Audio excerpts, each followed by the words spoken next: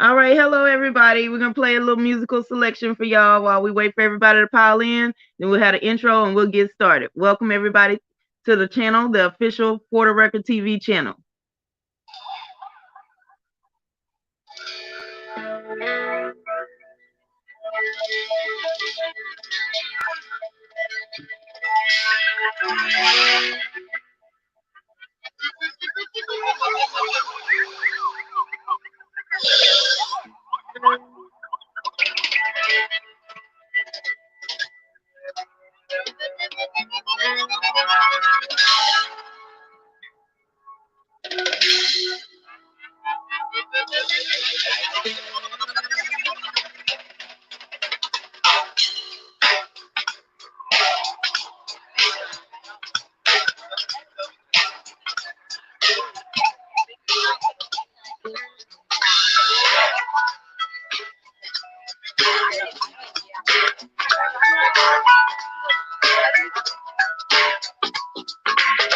It's so much better when everyone is in. Are you in? It's so much better when everyone is in. Are you in?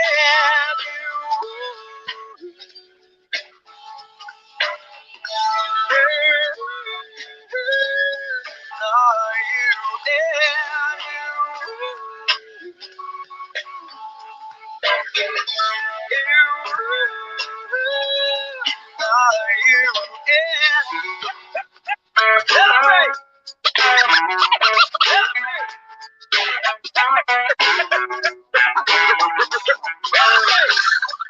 It's so much better when everyone is in. Are you in? It's so much easier when people green is in fashion.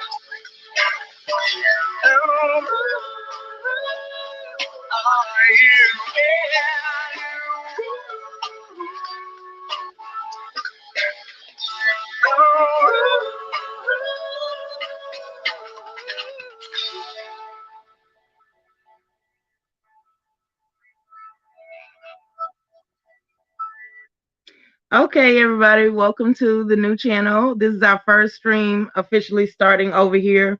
So let's get into it. How about I think we have first up is the small talk portion with Third Ward and Brandon L.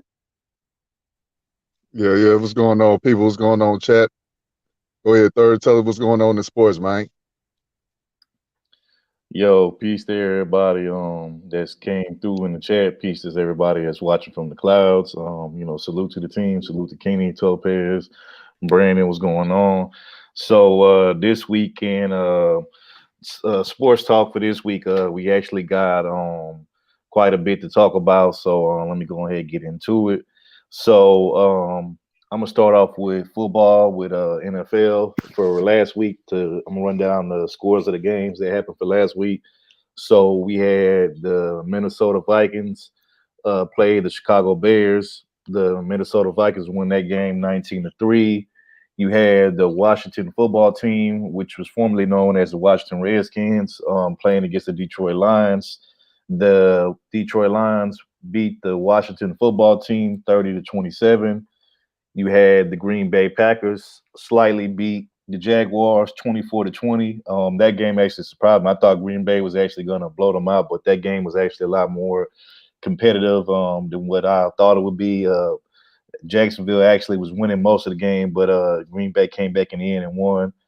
Then you had the Tampa Bay Buccaneers, who previously last week or the week prior, week 9 of the NFL, they got pretty much destroyed off the field by the New Orleans Saints. So this week they bounced back, playing the Carolina Panthers, and they beat the Carolina Panthers 46-23. And then you had the New York Giants beat the Philadelphia Eagles 27-17.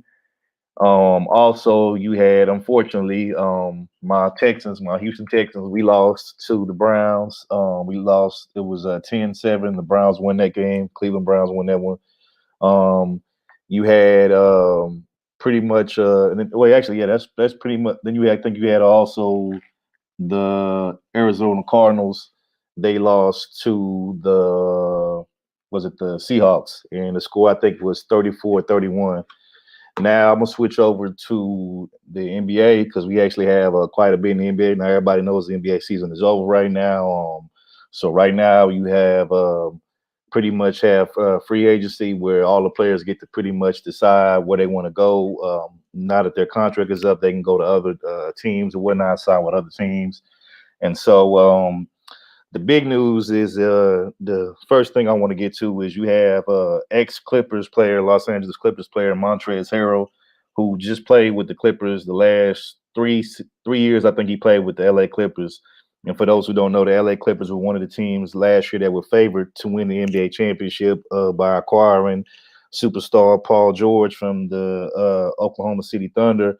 And then they also acquired Kawhi Leonard, who had won a championship with the Toronto Raptors about a few years ago. Unfortunately, they didn't even make it to the conference finals. They ended up losing to the Denver Nuggets in the second round of the playoffs. And we all know what happened after that. The Los Angeles Lakers ultimately ended up winning the championship against the Miami Heat. But Montrezl Harrell was a key part of the LA Clippers team. He was one of those guys that actually would come off the bench if need be. Sometimes he would start, and he would average about, I think, like he averaged about like maybe 18 points, almost 8 rebounds a game. But ultimately, I guess, he was a free agent. He decided not to re-sign with the Clippers, and ironically enough, he ended up signing with the LA Lakers. Now that's big because everybody knows the Lakers and the Clippers are a rival team, especially now that you got both teams that have superstars. You got the LA Lakers who have LeBron and AD, and then you have the LA Clippers who have Kawhi Leonard and Paul George. So basically what they did is they stole a player from the Clippers and added them to their team. Also, Dwight Howard, who recently won a championship with the LA Lakers this past year, he decided to leave the LA Lakers, and he's signed a 1-year deal with the Philadelphia 76ers. You have Boston Celtics player Gordon Hayward. He opted out of his contract this year. And for those who don't know, opting out pretty much is, when you're an NBA player or any kind of sports player, once you get to, I think, like the last year or two of your contract, you can decide to opt out. And a lot of times what happens when these players opt out, what happens is usually they'll opt out, not necessarily always to leave and go somewhere else. Sometimes they'll opt out, and then what they'll do is they'll re-sign with the same team because they can get more money by doing that. So I'm not sure where he's going to go yet. There hasn't really been anybody that's interested right now, but I'm pretty sure somebody will pick him up. If not, he'll probably just end up signing back with the Celtics to get more money. Also, I touched on this last week, but of course, this is still making headlines. So James Harden and Russell Westbrook, who both were guards for the Houston Rockets, both of them won out of Houston. Now, the thing is that More than likely, I'm not really sure what's going to happen with Westbrook. It's not too many teams that want him. The only team I can really see him going to right now and possibly being the star of the team would be the New York Knicks. They really don't have anybody, and I think his name would be very big and marquee in New York. Outside of that, he would have to go to any other team and probably be like a second row guy, maybe even a third row guy, because he's not what he used to being into. He's a very ball dominant point guard, which nowadays the league is more about like guards who can move without the ball. He's one of those guys that have to have the ball in his hand a lot, and kind of similar to James Harden. I will say James Harden is similar to Westbrook. The only difference is I say he's a better passer than Westbrook, but they both kind of play the same. But the difference is, me personally, I would rather have Harden over Westbrook. He's more efficient shooter than Westbrook is. He's better scorer. And like I said, he's a better passer. Harden is rumored that Harden wants to leave Houston and he wants to go play for the Brooklyn Nets with Kevin Durant, his old teammate in OKC, and he wants to play with Kyrie Irving, who's up there. But in order for them to get him to Brooklyn, Brooklyn would have to give pretty much the Houston Rockets King's ransom just to get James Harden, because with that type of player that Harden is a generational talent, a generational talent type of player. You're going to want a lot for him. You know what I'm saying? You're going to want some draft picks. You're going to want maybe some role players or whatnot, because you're not going to be able to get too much in value for him. So you're going to want more than just one player. You're going to want some picks and probably at least 3 or 4 other players. And I'm not sure if Brooklyn's willing to come off of that, because they have a nice little squad right now. So we'll see what happens with that. In other NBA news, unfortunately, Golden State Warrior superstar Klay Thompson, who was supposed to be coming back off a ACL injury, off a knee injury. He was at practice, I think, sometime last week, and he re-injured himself. Now, he didn't re-injure the same knee, but they said he re-injured his ACL on his other leg. So basically, what happened is he had last year. He had basically, had kind of much broke his knee in a playoff game, not last year, but the year before that. And so now what's going on is now that he came back, now he tore his ACL and his other leg. So I'm not sure what's going to happen with that. Some people saying that it could be a career-ending injury. I'm hoping it's not, because he's a great player. I'd like to see him play again, but hopefully he'll be able to just get some get some rest or whatever, and just heal from that. But they said he's expected to miss the whole season of this year, which is sad, because like I said, he was supposed to be coming back this year, but now he's going to miss another season. So that's going to be a problem for the Golden State Warriors going forward. You got Milwaukee Bucks superstar Giannis Antetokounmpo. He is yet to sign an extension with the Bucks. A lot of people are speculating that he might leave and go elsewhere. I'm not sure if he's going to re-sign with the Bucks or if he's going to go elsewhere. Me personally, if I was him, I would leave and go elsewhere. Milwaukee's a small market. He'd probably be better off going to a bigger market like Miami or somewhere where they could offer him big money and he could have another superstar to play alongside him. Now, Milwaukee does have a good team and a good cast of role players around him. However, they always come up short in the playoffs, so I'm not sure what he's going to do there. Then you have Avery Bradley, who's a point guard for the Los Angeles Lakers last year. He's now deciding to leave the Los Angeles Lakers to sign a 2-year deal with the Miami Heat. This is going to be kind of bad for LA, because he was basically what you would call a 3-and-D guy. He could hit 3-pointers. He could play really good defense. So now they're going to hurt on defense and threes when it comes to point guards like himself. So that'll be kind of a loss. I'm not sure if it'll be a big loss, but it definitely will be a loss nonetheless. The Los Angeles Clippers re-signed power forward Marcus Morris to a 4-year deal. Also, the Oklahoma City shooting guard Danilo Gallinari signs with the Atlanta Hawks. That's going to be a loss for them, because he was really one of their best scorers, and he's one of those guys, once he heats up and hits a couple shots, it's kind of hard to stop him. So that's going to hurt them in the long run.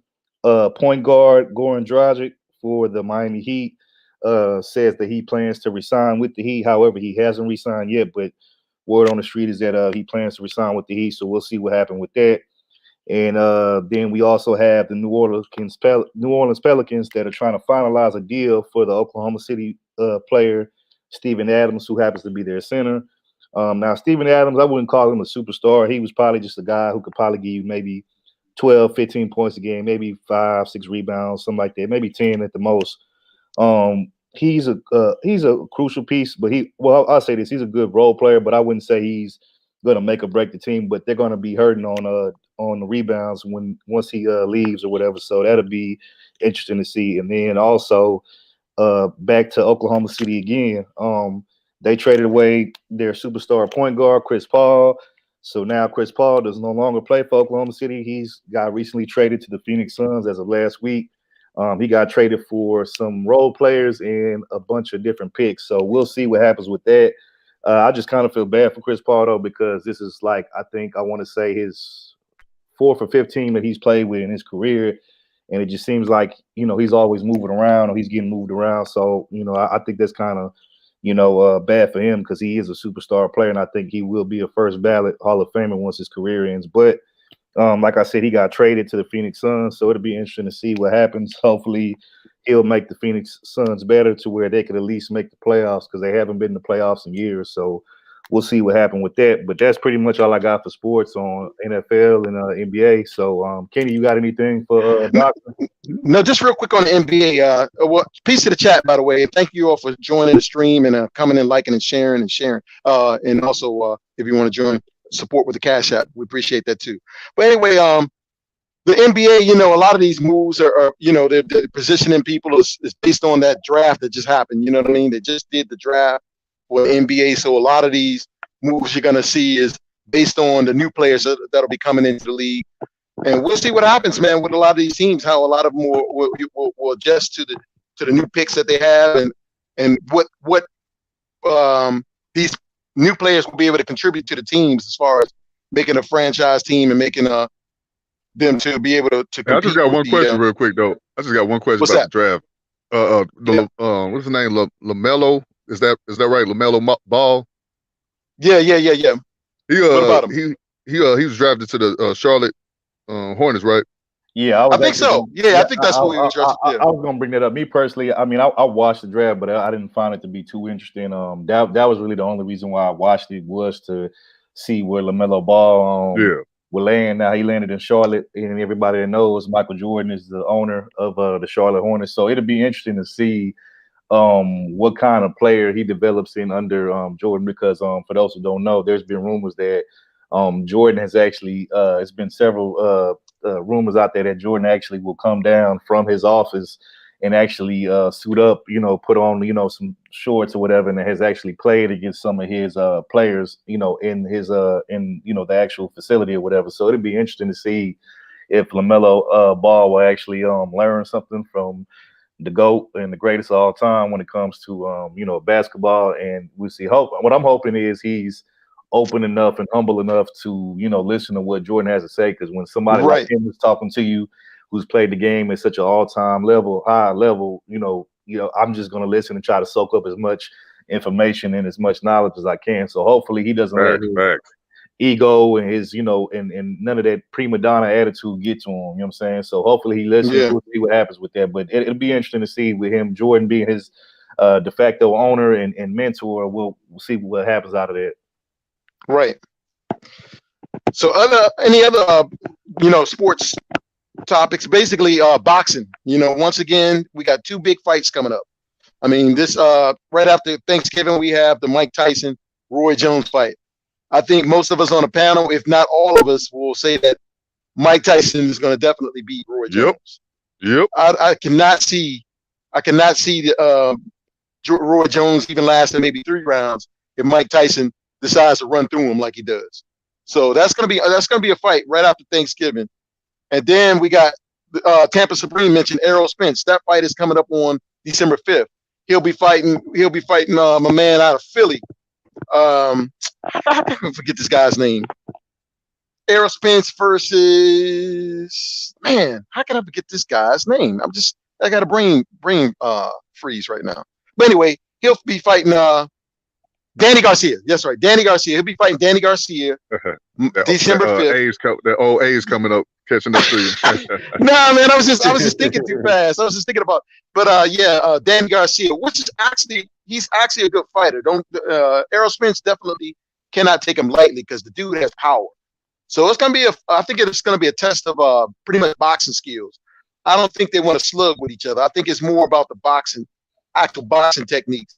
So it's going to be a good fight. That's December 5th, and I would definitely advise you all to tune in. If not, it might be a pay-per-view fight. I think it is a pay-per-view fight. So if you're not paying for it, I would advise you possibly to go to a sports bar or what have you and watch the fight there. Or if you don't, if you can get it on your internet somewhere, I'm pretty sure somebody will be streaming it. But Mahogany that's something to think about. Mahogany asks, how old is Mike Tyson? He's 54. How old is Roy Jones? I don't know about Roy. Roy Jones, like late 40s, I want to say. Something like that. Okay. Either way, it doesn't even matter. If you look at Tyson, the way he's been training, there's no way Roy Jones is going to take those punches. The only thing I can think is only thing he can be able to stand up is if it was rigged and they said, okay, we're just doing this for, the audience, whatever you. All right, we're gonna make this a sparring session. Don't make it look like it's so bad, But Roy Jones would definitely get knocked out, no doubt about it. If Tyson decides to do that. Hey, I'm gonna say it like this. Hey, I want. He's 51. Roy is 51. Shout out to Doug. Hey, I want. 51. Goddamn. Hey, I want any dude in this space to bet me money that Roy is gonna win. Hey, I will gladly take you niggas money. I will gladly take it. Hey, we can put some money on it right now because I got Tyson. I'm rolling with Tyson all day, every day. So yeah. Hey, how long you think it's gonna be a knockout or up to the judges to decide? What y'all think?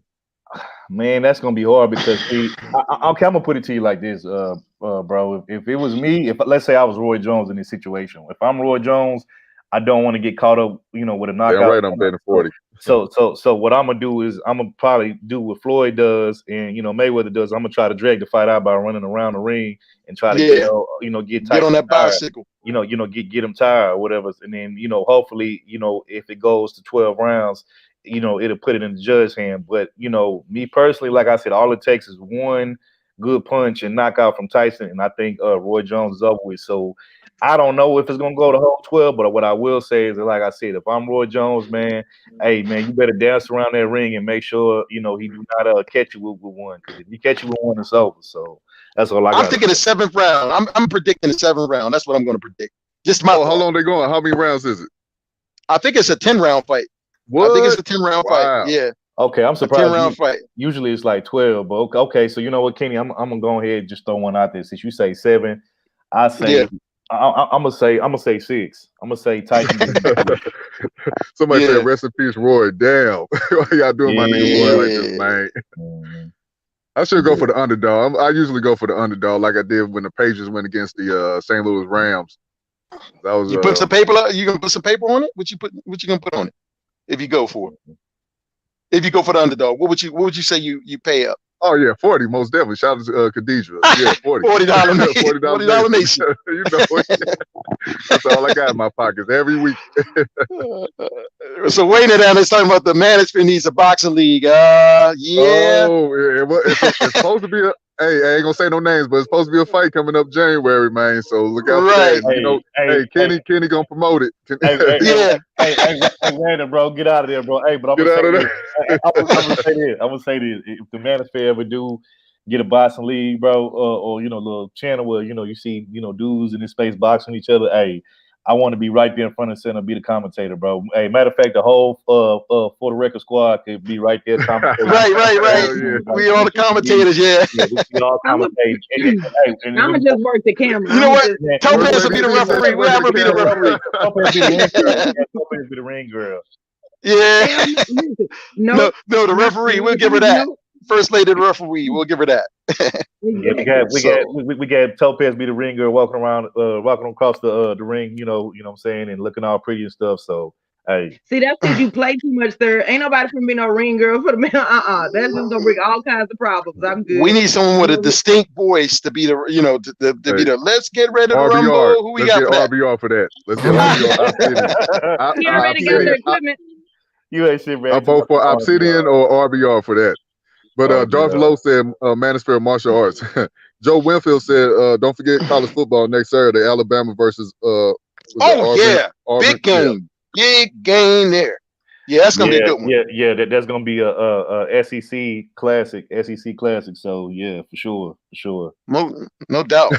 He just said get chaos. I need a translator for that. Bro, I'm gonna need a translator. Khadijah, we get chaos to do the commentating, bro. He gonna end up chasing everybody away and stuff in the music. Oh man, shout out to chaos though. No bueno, Khadijah. No bueno on that.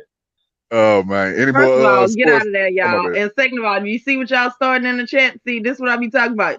Y'all cannot just be throwing out ideas like that because I'm gonna be hurting. Look at Dog. He said Topaz could be my ring girl. She could be the ring girl. See what I'm saying? Anyways, any more sports news? That's it. UFC's coming up, but I don't know the fighters. I know UFC always has these fights coming up around this time too. So trust on me. There will be a few UFC fights, big fights coming up. I really got into UFC like that. I'm more of a boxing fan. Hey, also, it's in the works right now. Coming soon. In the near future, and coming to the Black YouTube near you. I'm gonna get this Black YouTube roasting league started where we're gonna be roasting the shit out of motherfuckers, man. So shout out to the roasting wars, man. Holla at your boy. Hey, we're gonna everybody wait for that one. But anyways, man, I want to talk about the news with Boosie, man. So it was like last week or something, he was in Dallas and got shot in his leg. So it was a rumor that he had to get his leg amputated, and because he's a diabetic. And I was like, wow. So good news for Boosie. That's not going to happen. He's going to keep his leg and all that, but still got to go through the procedure of having rehab after getting shot and all that. So the brother's still going to be here with his leg, man. Shout out to him. For anyone back to hip hop though, Gucci Mane versus Jeezy. Did y'all see that? Did we see it? Battle? Yeah, I think we all. Of course we did. Gucci Mane versus Jeezy versus battle, man. Hey, first of all, let me say this: it was one of the most classic versus battles I've seen so far. The only one they broke the record, right? 1 million people watching or something. Yeah. The only one, I'm gonna be honest with you. The only one I would say that was probably neck and neck, if not better in that particular versus, but it's probably right there. I would say there was a versus battle like some months back. It was Fabulous versus Jadakiss. That was the only other one I could think of that was like probably right there neck and neck with the Jeezy and Gucci versus battle. But nonetheless, classic battle. What I was wondering is before this whole thing happened, when it was announced that it would happen, what I was wondering is that would they do the diss records that they made towards one another? I thought they were going to stay away from the diss records because that would cause friction and problems. But to my surprise, they actually performed the diss records that they made on each other back in the day. And hey, man, I got to give a shout out to Gucci, man. Gucci came out swinging with him. Hey, he came out swinging. Hey, his first song that he performed was a diss. So I was like, damn, okay, so this is how round one, Gucci versus Jeezy. He came out swinging, man. Yeah. So did Jeezy came out with his diss records? I didn't really hear nothing from him.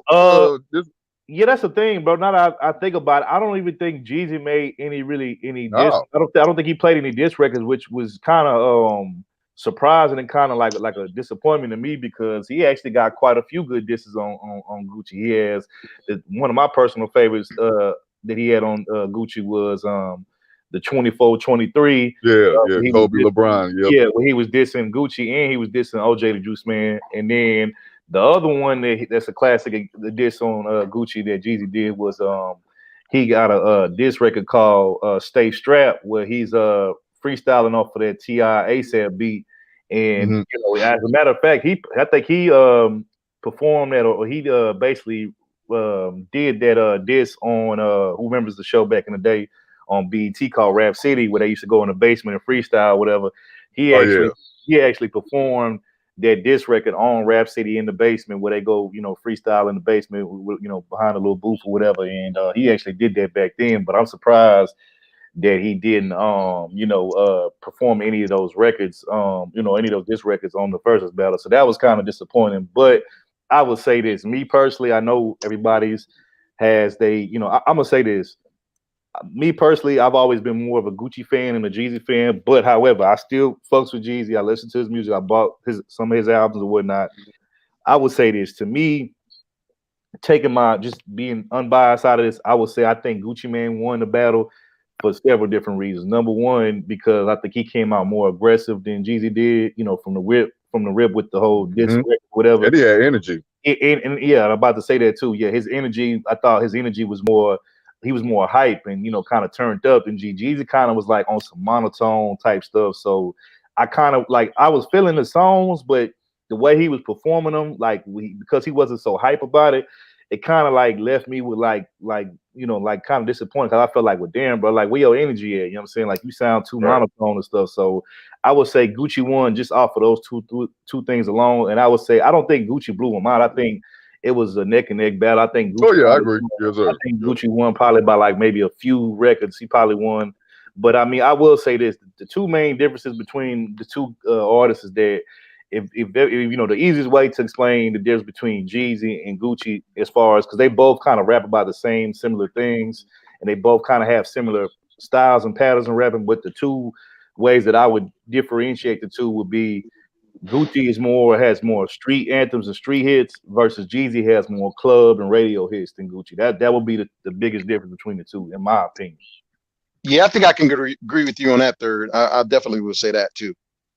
Maybe I said Jeezy. Maybe I said maybe Jeezy has a different tune with a new wife, you know, new engaged wife. You know, basically he wasn't being as tough as he could have been. You know, as far as rapping against old boy. Didn't pick. I personally think when it comes to those type of battles, man, you have to select the best songs, and you know. Versus whatever song that the other person plays. You have to select that song. Whenever you hear what the song that the person plays, you have to have a song that's gonna top what that person's song is. It's based on, to me, I think it always is based on music selection. It's how you set up the order of your songs that will make you a winner in that you know, that type of thing. At least to me, that's my ideas. What do you all think about it? Brandon L calling people out. Yeah, Jeezy fans, come on up, man. Come on up. But I was gonna say, who's a Jeezy fan? Poetic. Yeah, I see her. Yeah, I see her now. Like Gucci, Jeezy got some street anthems too. He do most definitely. It's about music selection. This is my thing. I would say this. Hold on, real quick. I would say this just to respond real quick to what Poetic Hell said. Okay, I would say they probably both got a lot of club hits, because they do. But I think I think Gucci got more of the streets, because you got to think, you know, Gucci, you know, didn't really go pop or whatever until probably till probably late 2010. Definitely with Mariah Carey. Remember that Mariah Carey song came out. But Jeezy, I mean, look, Jeezy came out the gate, especially you know, once, you know, he went to getting signed to Def Jam. Gucci, you know, Jeezy was all over TV. You know what I'm saying? You know, especially when he dropped that first album, Thug Motivation 1-on-1. Like, he was all over MTV, you know, BET and all this stuff. So I would say, to me, you know, Gucci more for the streets versus Jeezy more for radio. Not to say that, you know, dudes in the streets don't mainstream. Yeah, you know, pretty much Jeezy more mainstream, but it's some street dudes that listen to Jeezy and bump Jeezy. But again, I just think Jeezy's more of the two. He's the more mainstream artist, is what I'm saying. Yep. Yeah, but you definitely couldn't sleep on his. You definitely couldn't sleep on some of his mixtapes that he had with Slick pulling them. Yeah, he had some pretty good mixtapes, man. I see. That's another thing that's hard for me. I can't say. I don't know. Like, don't get me wrong. I think Gucci got a ton of classic mixtapes, but so does Jeezy too. Like, I can remember personally. I think the first Jeezy mixtape I think I ever bought. I bought it out of a barbershop like a long time ago. It was a mixtape. Bootleg copy. Bootleg copy. No, actually, bootleg. actually, this is the real thing. Actually, somebody was selling the real thing. It was two Jeezy mixtapes. One was the original Trap or Die mixtape, and then it was another one called King Band of Stone. Those are like the first two Jeezy mixtapes that I had, and both of them motherfuckers was jamming. You know what I'm saying? So that's kind of like how I got introduced to Jeezy. You know what I'm saying? This was before he, you know, the whole Thug Motivation 1-on-1. But those two there was crazy. Well, like I used to like Jeezy back then, but this is my thing. I ain't really like him after the whole. He tried to get some dudes to get at Gucci with the whole, you know, take his chain, you know, try to go and take his chain for $10,000. You know, Gucci. Now, I didn't know this part. Now I just found this out actually from the brother Sheed in the chat right now. He said, the the man after he killed his homeboy, you know, he carried his body to a middle school or something. Is that true? Hold on. What? Yeah, Gucci Mane took the body to the dead body Hey, to Janice, I middle agree. school. I agree, You Janice. gotta be kidding me. I agree with you, Janice, 100%. So my thing is this too, like Jeezy talking about I'm a real man at this. No, man, you a coward, you a suck, you had somebody try to do your dirty work. That's why I was off on Jeezy, to be honest with you. Now, I ain't gonna lie, put away my feelings towards him. He do make good music, but I just feel Gucci got the upper hand on that. Also, one more thing about the whole battle, the part that was the highlight to me was when he played The Truth. I just want to play the aftermath after he played the Truth record. So Topaz, if you could get that video ready. Want y'all see this, man. I thought this was gonna go left, man. I thought blows was about to be thrown. I thought niggas about to get Yeah, this was damn. Broke the internet. I tell you what.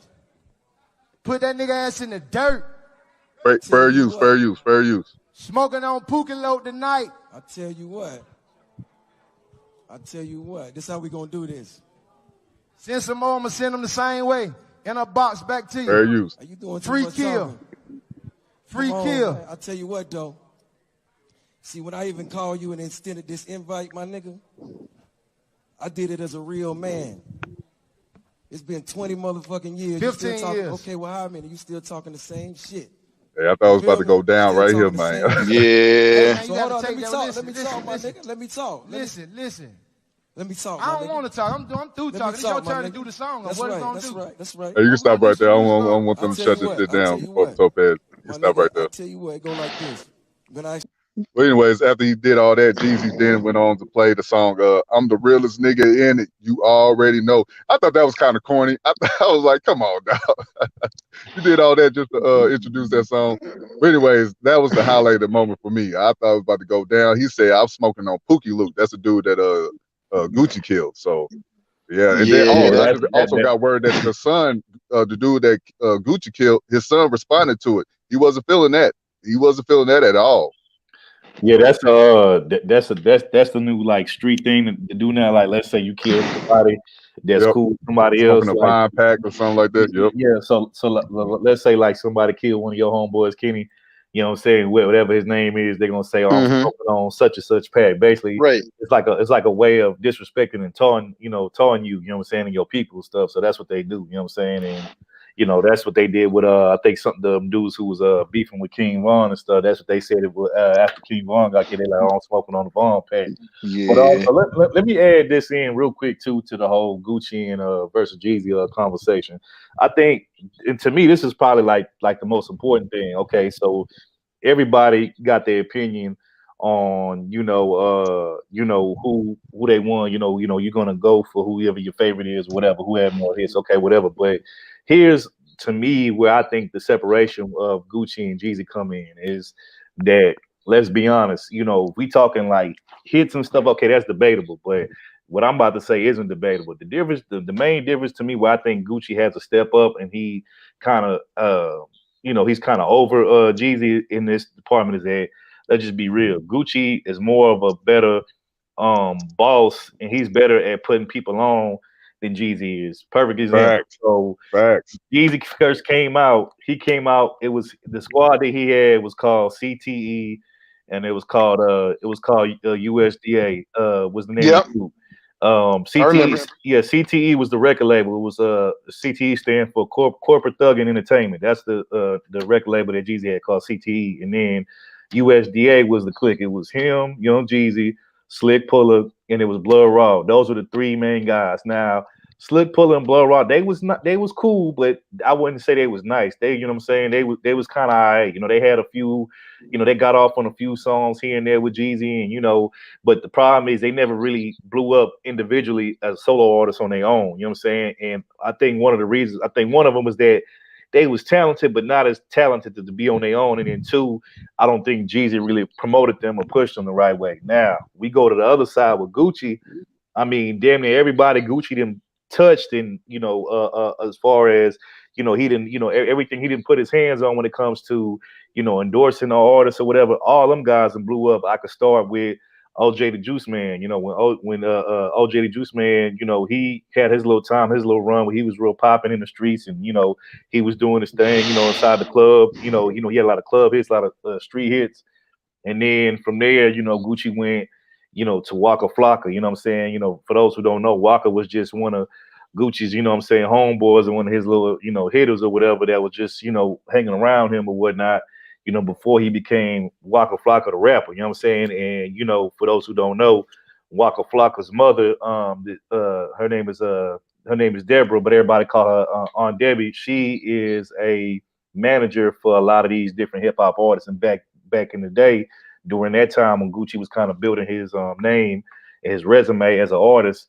she was the manager of Gucci Mane at that time. You know what I'm saying? So the manager, you know, his manager, you know, her son was pretty much like one of his best friends, but also, you know, somebody that, you know, was part of his entourage. And Gucci took Waka and pretty much, you know, told him like, hey, man, you need to start rapping, bro. You know, I like your energy. And, you know, hey, man, I think, you know, if you know what I'm saying, start rapping, you might blow up or whatever. So he put Waka on.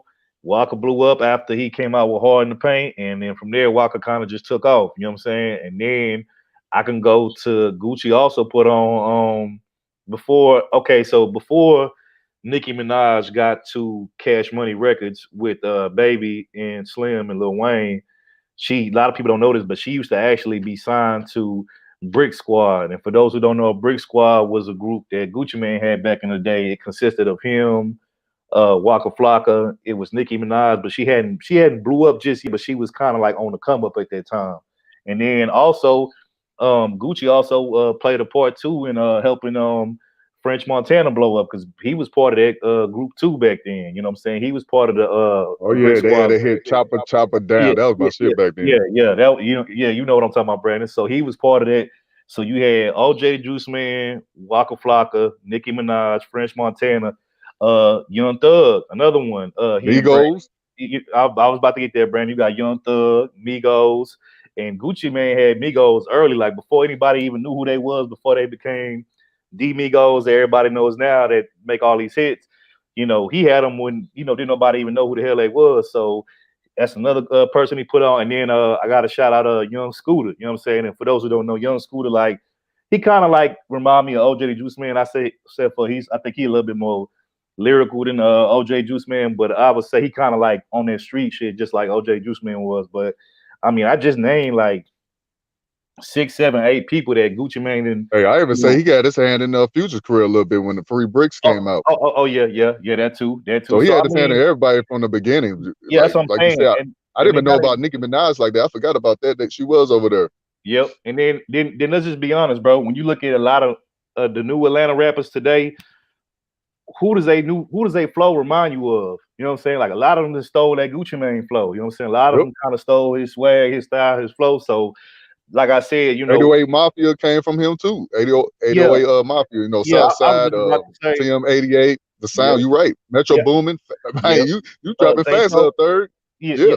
I was just about to say too, and then we could go to producers. You know what I'm saying? Not only did Gucci Mane put on, you know, a lot of other artists, he didn't blew up producers. You know, he was producers that was no names, and then next thing you know, they do a record or do a beat for Gucci. The only person I can think of Jeezy put on he was trying to do with Bankroll Fresh. He was about the only one that I can think of. Yeah, or anybody could come. I'm not really a Jeezy fan, so any Jeezy fan come up here and correct me. I don't know nobody else. Yeah, Blaze Facts. Gucci Mane started out with Zaytoven. That was like his day one A1 producer. But then as Gucci evolved, he ended up working with other producers like Brandon just said, 808 Mafia. Who'd you say was it? Metro Boomin. Metro Boomin. Mike Will made it. All these other Mike Will, fact. Yep. Mike Will waited. I think he might have did a few. Gucci might have did a few records with Lex Luger. Also, somebody said Bankrolls are already hot. Well, I can't give Jeezy that one then. Also, even your boy, he's from your town, Brandon, Memphis. Oh Dolph, Young Dolph. He put on Dolph, but also I'm talking about the producer. Yeah, Dolph too. Oh, you talking about I know you're talking about Drummer Boy. Yeah.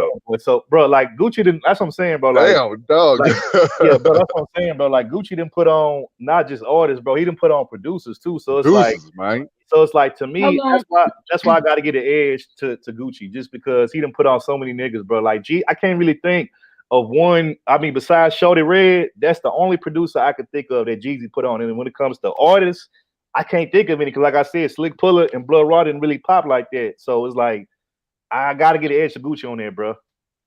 Okay, so I want to welcome up Rashid to the panel. I think he wants to chime in on the music. I just listened to it. I don't know all the backstory. If it sounds good, I'll listen to it. All the rest of that. What up, Sheed? What's going on, people? Sheed is a native. Everybody. Sheed is a native. He's from. I think you from Georgia, ain't you? Sheed? Yeah, I'm from Decatur. I'm from the east side of Georgia. Okay. So you would know better than anybody with this whole Gucci and Jeezy thing. Go ahead, and break that down to us, bro. Yeah, because the crazy part, like I was telling people, the whole retaliation, because me and General got into it, that he said that Gucci had a hit out on Jeezy.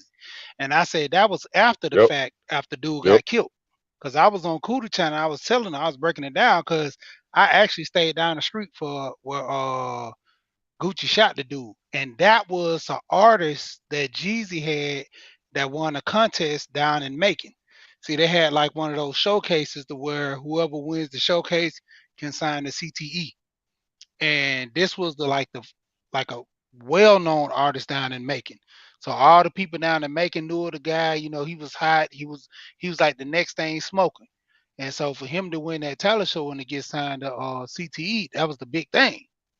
But the thing of it was, I don't think it was all on Jeezy. I think it was more or less on the label. They want to show like, we got to put a little retaliation on him. That's why the whole thing was for him to go out there, represent for CTE by popping the dude, by popping Gucci, but they ain't know it was gonna turn out like that.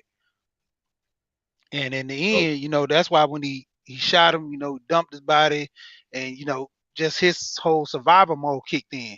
Because the crazy part was he got twisted by a girl. The girl lured him to the house. How most men get caught up. And the thing of it was, dudes came all out the closet, acting like kicking in the door, waiting on them, trying to, do their little thing to pop them. And so it just went completely south. When Gucci had one of the dudes got too close to him, Gucci got the gun and started popping back. That's when everybody started flying. Because, it was supposed to be like an easy little pick. The way you go in there, beat them up, do what you do. Everything was cool. But when Gucci got the gun, everything turned south.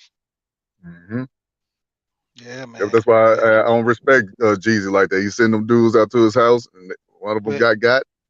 I just feel like Gucci was a man about it. He was a man. He protected his home. So yeah, but like I said, it was more of a label thing. Not to cut you off, but it was more of a label thing. So I think when it came to Jeezy, because Jeezy, he got a little involvement into the streets.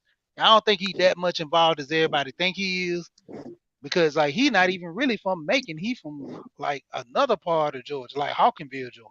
Yeah, and everybody at Hawkinville, they don't even like him as much because they say, man, you went to the bigger city than to give us love in our little small town. So hey fellas, y'all see that? Hey fellas, y'all see that question from Taylor Scott? Hold on. This is what happens when you're a hip hop fan. When you want to know about they know everything about Beyonce and Rihanna though. To be honest, I don't know anything about Beyonce and Rihanna. I agree with Taylor's question. First Lady T, we ain't talking about you. We talking about the other T. Hey, get out of here, bro. Look at Topaz got a cape on. Hey, get out of there. Yeah, because I don't know. I don't care about celebrities' lives unless they writing me some checks or something. I don't care. Like I don't. They be in there talking about Kim Kardashian all day long. Yeah, I ain't trying to hear that, man. Man, Kim Kardashian put her own stuff out there, and I said that she ain't done enough yet to be coming to the cookout. Like, that's all I said. Like, I still need some more. The jury's still out. All right. Anyways, back to our regular programming. Go ahead, Sheed. Saying, man. Yeah, I'm saying Poetic was talking about Decatur where it's Grady. That's the little name that we go out here. You know what I'm saying? Because I done stayed on both sides. I fool dudes from the west side, dudes from the east side, but I live on the east side now. I had moved out the general area. I mean, when it come down to it, everybody, like, I heard people talking about how Gucci can't come on the east side, he can't come on Gresham.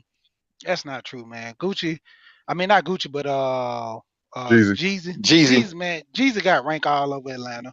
You know, just like T.I. T.I. can go all over Atlanta, but it's just certain boys that, you know, he had them little goons that really want to push him out. You know, that's everybody. You know, look at Boosie and them when they went to Texas. You have certain parts where it ain't nothing personal. They just trying to get you for your riches. You know, we work with each other down here in the A. Cause you know a lot of artists. You got Boosie came from Louisiana down over here. You got a lot of artists come to the A. Hell, a lot of Chi-Town boys they came down here to the A to kick it down here because it's all neutral down here. We try to give each other love. Yes, sir. That's the one thing. I'm gonna keep it real. I'm not saying that Atlanta, because I know it'd be all kind of shit going on in Atlanta. I mean, perfect example you just brought up. You know, King Von got smoked down in Atlanta. So you know, anytime you do Atlanta, but just pretty much anywhere down south, but in Atlanta, you know, shit go down out there too. So you know, you thinking that because everybody kind of cool and kind of friendly in Atlanta, it can't go down when that's not the truth. You know what I'm saying? Now it's just Atlanta, just a place where it's a lot of successful black folks that go down to Atlanta to be around other successful black folks and to show love. Plus, Atlanta considered to be now like the Black Hollywood, of the country. So, you know what I'm saying? But the thing about it is that, I pretty much heard that like you said, I've heard, stories about like how, like you said, like that, with certain people in Atlanta that really didn't like T.I. wasn't fucking with him, you know what I'm saying? And this was back before, he even blew up, you know what I'm saying? And then I even heard, situations where Gucci, had a few enemies in the street, from him hitting licks and all that kind of stuff. So I mean, it could really go down anywhere, bro. And then my thing is this, the thing with Atlanta that I'm noticing now is that a lot of guys that, come to Atlanta that's not from Atlanta, they all trying to bite that Atlanta sound, you know what I'm saying? And to me, I kind of feel like, Atlanta sound or Memphis sound. I'm just saying. I'm gonna be quiet. You know what, bro? I'm gonna be quiet though. Hey, you know what? That's another street. We glad to get. I'm talking about. Yeah, I ain't gonna even get to that. Man. I ain't gonna even get to that. But me and she got a debate on that. I don't know how you feel about that, but we from Georgia. Hey, but you know what though? Hey, I agree with you on that, Brandon. But I say that I'm not talking about the old. I feel you though. I'm just fucking around. Yeah, I feel you though. I'm talking about this new Atlanta sound. You know what I'm saying? Like everybody want to be from Atlanta. Like you got dudes living in Atlanta that's from elsewhere, but they acting like they from Atlanta. And I get it. Atlanta's the spot you want to blow. If you're trying to blow up and do good in the rap game, you go to Atlanta because that's where all the networks and the places is at. So I get that part of it, but it's like, damn, bro. It's like I'm pretty sure like the native ATLians, like y'all don't feel no way about that. Y'all don't feel no kind of way about that. Yeah, because I mean, at the end of the day, dog, like I say, it's a lot of people coming from other spots that really come down here and kind of disrupt the environment. Because you got dudes from New York, Cali, St. Louis, everywhere that come down here and they post up. So, the way that we move down here, they trying to, act like they're adapting to the whole thing. But it's like sometimes you just see a lick and you be like, dang, they try to come up on it. That kind of Speaking of hip hop, shout out to JV. I was over her channel and she kept playing the Clue Bomb. Every time she made a little point, she was like, "Here go the Clue Bomb, boom!" that was dope. Yeah, I cracking up. I saw that, JV. That was classic. That was a classic for doing that, for you getting that. Yeah, but we're gonna move on to my brother. I mean, if anybody else got something to say about this, Jeezy and Gucci, anybody else? Okay, I like them both equally. I'm gonna say one more thing about this whole situation. I'm glad that they finally put their little differences to the side to do this for the culture of rap and to, get a fan. I think the fans always wanted to see this. You know what I'm saying? And then the one thing, even I'm gonna keep it real, I never really liked that song that him and that Gucci and Jeezy made back in the day called So Icy. I thought that song was weak as hell. They did play that last. That was a dope thing they did. I ain't gonna lie. But I will say the fact that they performed that song together, despite all of the bad blood of history of bad blood that they got between each other, I thought that was dope how they ended that whole versus battle on that note, performing the song that they made together, back in the day. I thought that was dope as hell, you know what I'm saying? Because it just showed like, okay, if these dudes could kind of put their situation to the side, then hopefully everybody else should. And one more thing I'm gonna say, I gotta throw this in there. Another reason why I probably would go with Gucci, because I mean right now, hey man, Gucci just relaunched 1017, and all them dudes on his team on the new 1017 squad, all them dudes popping right now. Pooh Shiesty, You know what I'm saying? All them dudes, man. I forgot he got a female that's on that. It was supposed to be Asian dog, but you know she got out of the deal, or whatever. But I thought she was tripping because she was really the first female of 1017. But for whatever reason, she decided to get out of her contract. Now they got some other female open there. She popping now too. You know what I'm saying? So you know, but yeah, Gucci still putting on new artists, bro. And like I said, Jeezy, bro, like I'm sorry, but his track record of putting on other artists is not good at all, bro. Like it's just not. Let me jump in real quick. The crazy part with Jeezy, man, you know, he had a lot of good artists. You know, he had Blood Raw, he had Slip Puller, he had a lot of people he, you know, he kind of put in position. That's even like with my boy that died. Damn, he from Decatur too. You talking about Bankroll? No, not Yeah, Bankroll. Bankroll. Yeah, see, Bankroll was already popping because see, they got the Bankroll Freddy, all them boys. They doing their thing. You see, Bankroll was already had his name out there. See, well, if you talking about somebody coming in, you putting them on this, like you got to have somebody from the bottom and kind of put them out there. Bankroll already had a name for itself. That's even like when he jumped on the Shawty Low album. Shawty Low was already popping, so you jumping on there, you just putting him on a bigger stage, but he was already getting the buzz around the whole city, you know. And even with the whole thing with the Gucci man putting people on, man, Gucci had like I put in the comment, Gucci had Thugger. Gucci used to have Thugger sleeping in the studio messing with him. And he went on and signed with Birdman because Gucci went to jail. He had the Migos. Migos were fooling with Gucci. He couldn't do nothing with it because Gucci went to jail and he gave the Migos the P. So every time Gucci, he had his hand in a lot of hot artists in Atlanta, even just people out of Atlanta that came to fool with Gucci. But his thing always was he kept getting in trouble. So Gucci would have really had an empire. Even with his 1017, he had like the artist Mac Breezy. She was an artist from Atlanta, chick. She used to be on a lot of his old songs. But you know, they kind of, you know, went back and forth. But Mac, you know, she doing her thing down here. She ain't really doing it as popular as she was with Jeezy, but I mean not Jeezy, but Gucci. But I'm saying in general, Gucci put a lot of people on, you know. Facts, Steve. Yeah, we gonna wrap this up real quick and hey, real quick, let me say one more thing. There's two artists that signed to Jeezy right now, or that's affiliated with his camp, but I wouldn't say that he broke them as an artist, or he made them because they already had a name and a following from where they was originally from, but just them getting under Jeezy or kind of being affiliated with his label and his team just made them a little bit more popping. But Jeezy, I think YG, the rapper that's from LA, the Blur rapper from he signed to Jeezy CTE record label, but YG was already popping in LA and Cali before he got down with Jeezy. It's just that him getting with Jeezy kind of gave him more of that spotlight attention. And then I would also say it's another rapper that's from my hometown of Houston. It's a rapper goes by the name, I don't know if you know who this is, Brandon, but it's a rapper by the name of Boston. With the long way? No, named Boston George. This is a dude named Boston George. He's from the north side. He's from the north side of Houston. And he signed to Jeezy CT, but in the city of Houston, he was already popping. He was already, known and stuff like that. He just signed with Jeezy, and now that he signed with Jeezy, he getting a lot more publicity and attention. So, but like I said, the difference between him and Gucci is Gucci actually took artists like before anybody knew who they was and actually blew them, up, and that's like the main difference. So, but I get it. Everybody has a preference on what they like. You know what I'm saying? Some people might like Jeezy, some people might like Gucci, but like I said, that's the only difference that I've seen between the two. But we can go to the next topic though. Oh yeah, and rest in peace, Shawty Low. I forgot they had a collab too, Gucci the Mane and them. But yeah, Kenny Conjo, what's up? What's going on in the tech news, brother?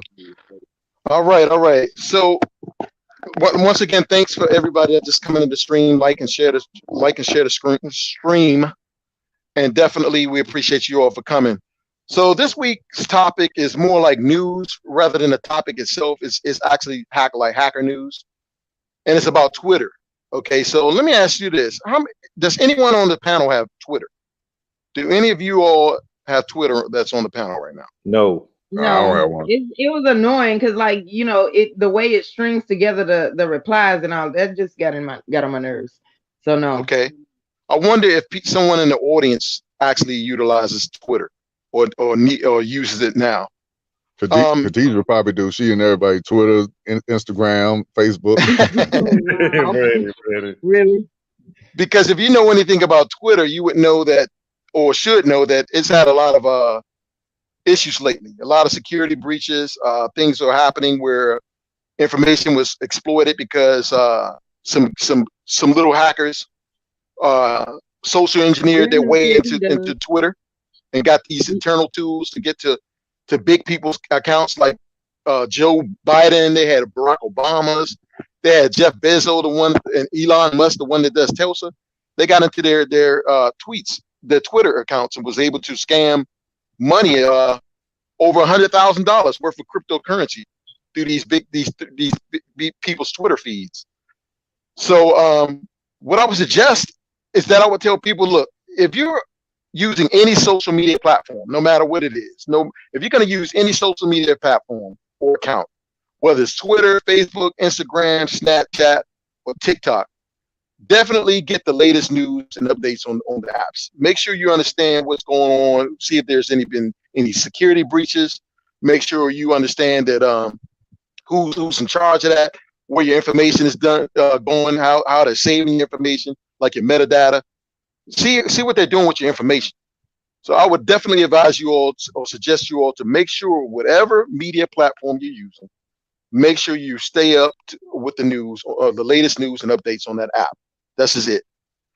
So basically, what I want to talk about Twitter is that they actually hired Peter Zatko. And if anyone knows in cybersecurity, we know Peter Zatko because he's one of the world-renowned hackers. Okay. Let's go over a few things about this guy. Okay, this guy is hired by a lot of government agencies to basically work on tools that were used by government systems. Okay, let me see. He basically spearheaded a software that was able to crack passwords. That's what he's also known for. He's basically a programmer. And he was known for a cracking software called LoadCrack, and he was a part of a hacker group, which was able to use to, they were able to crack passwords. They used the software to basically to crack passwords that people weren't able to do in before.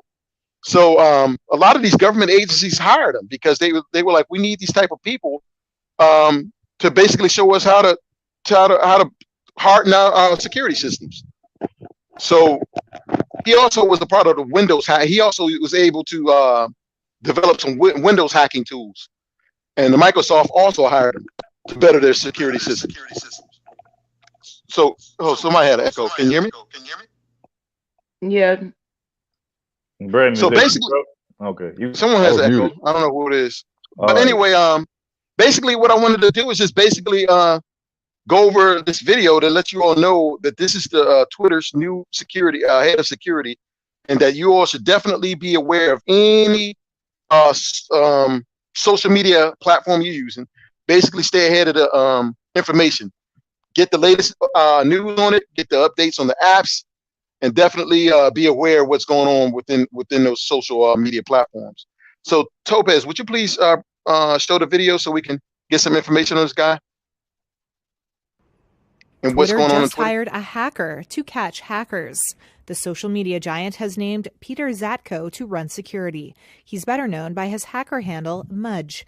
In an exclusive interview with Reuters, he said he would look at everything from information and physical security to site and platform integrity.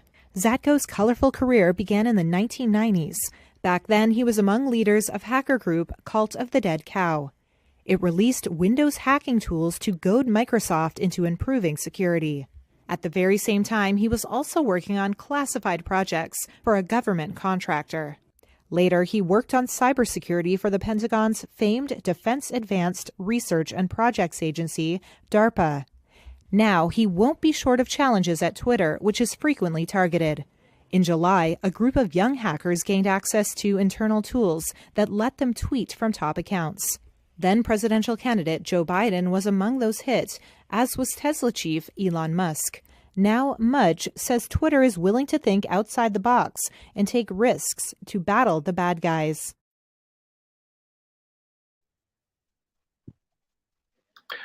Hey, real quick before y'all get to going, I just wanted to give a shout out to the people that sent the Cash App. So I want to give a shout out real quick to Darflow IQ. We appreciate you, bro, for the Cash App, and shout out to Doug for the Cash App, man. We really appreciate you.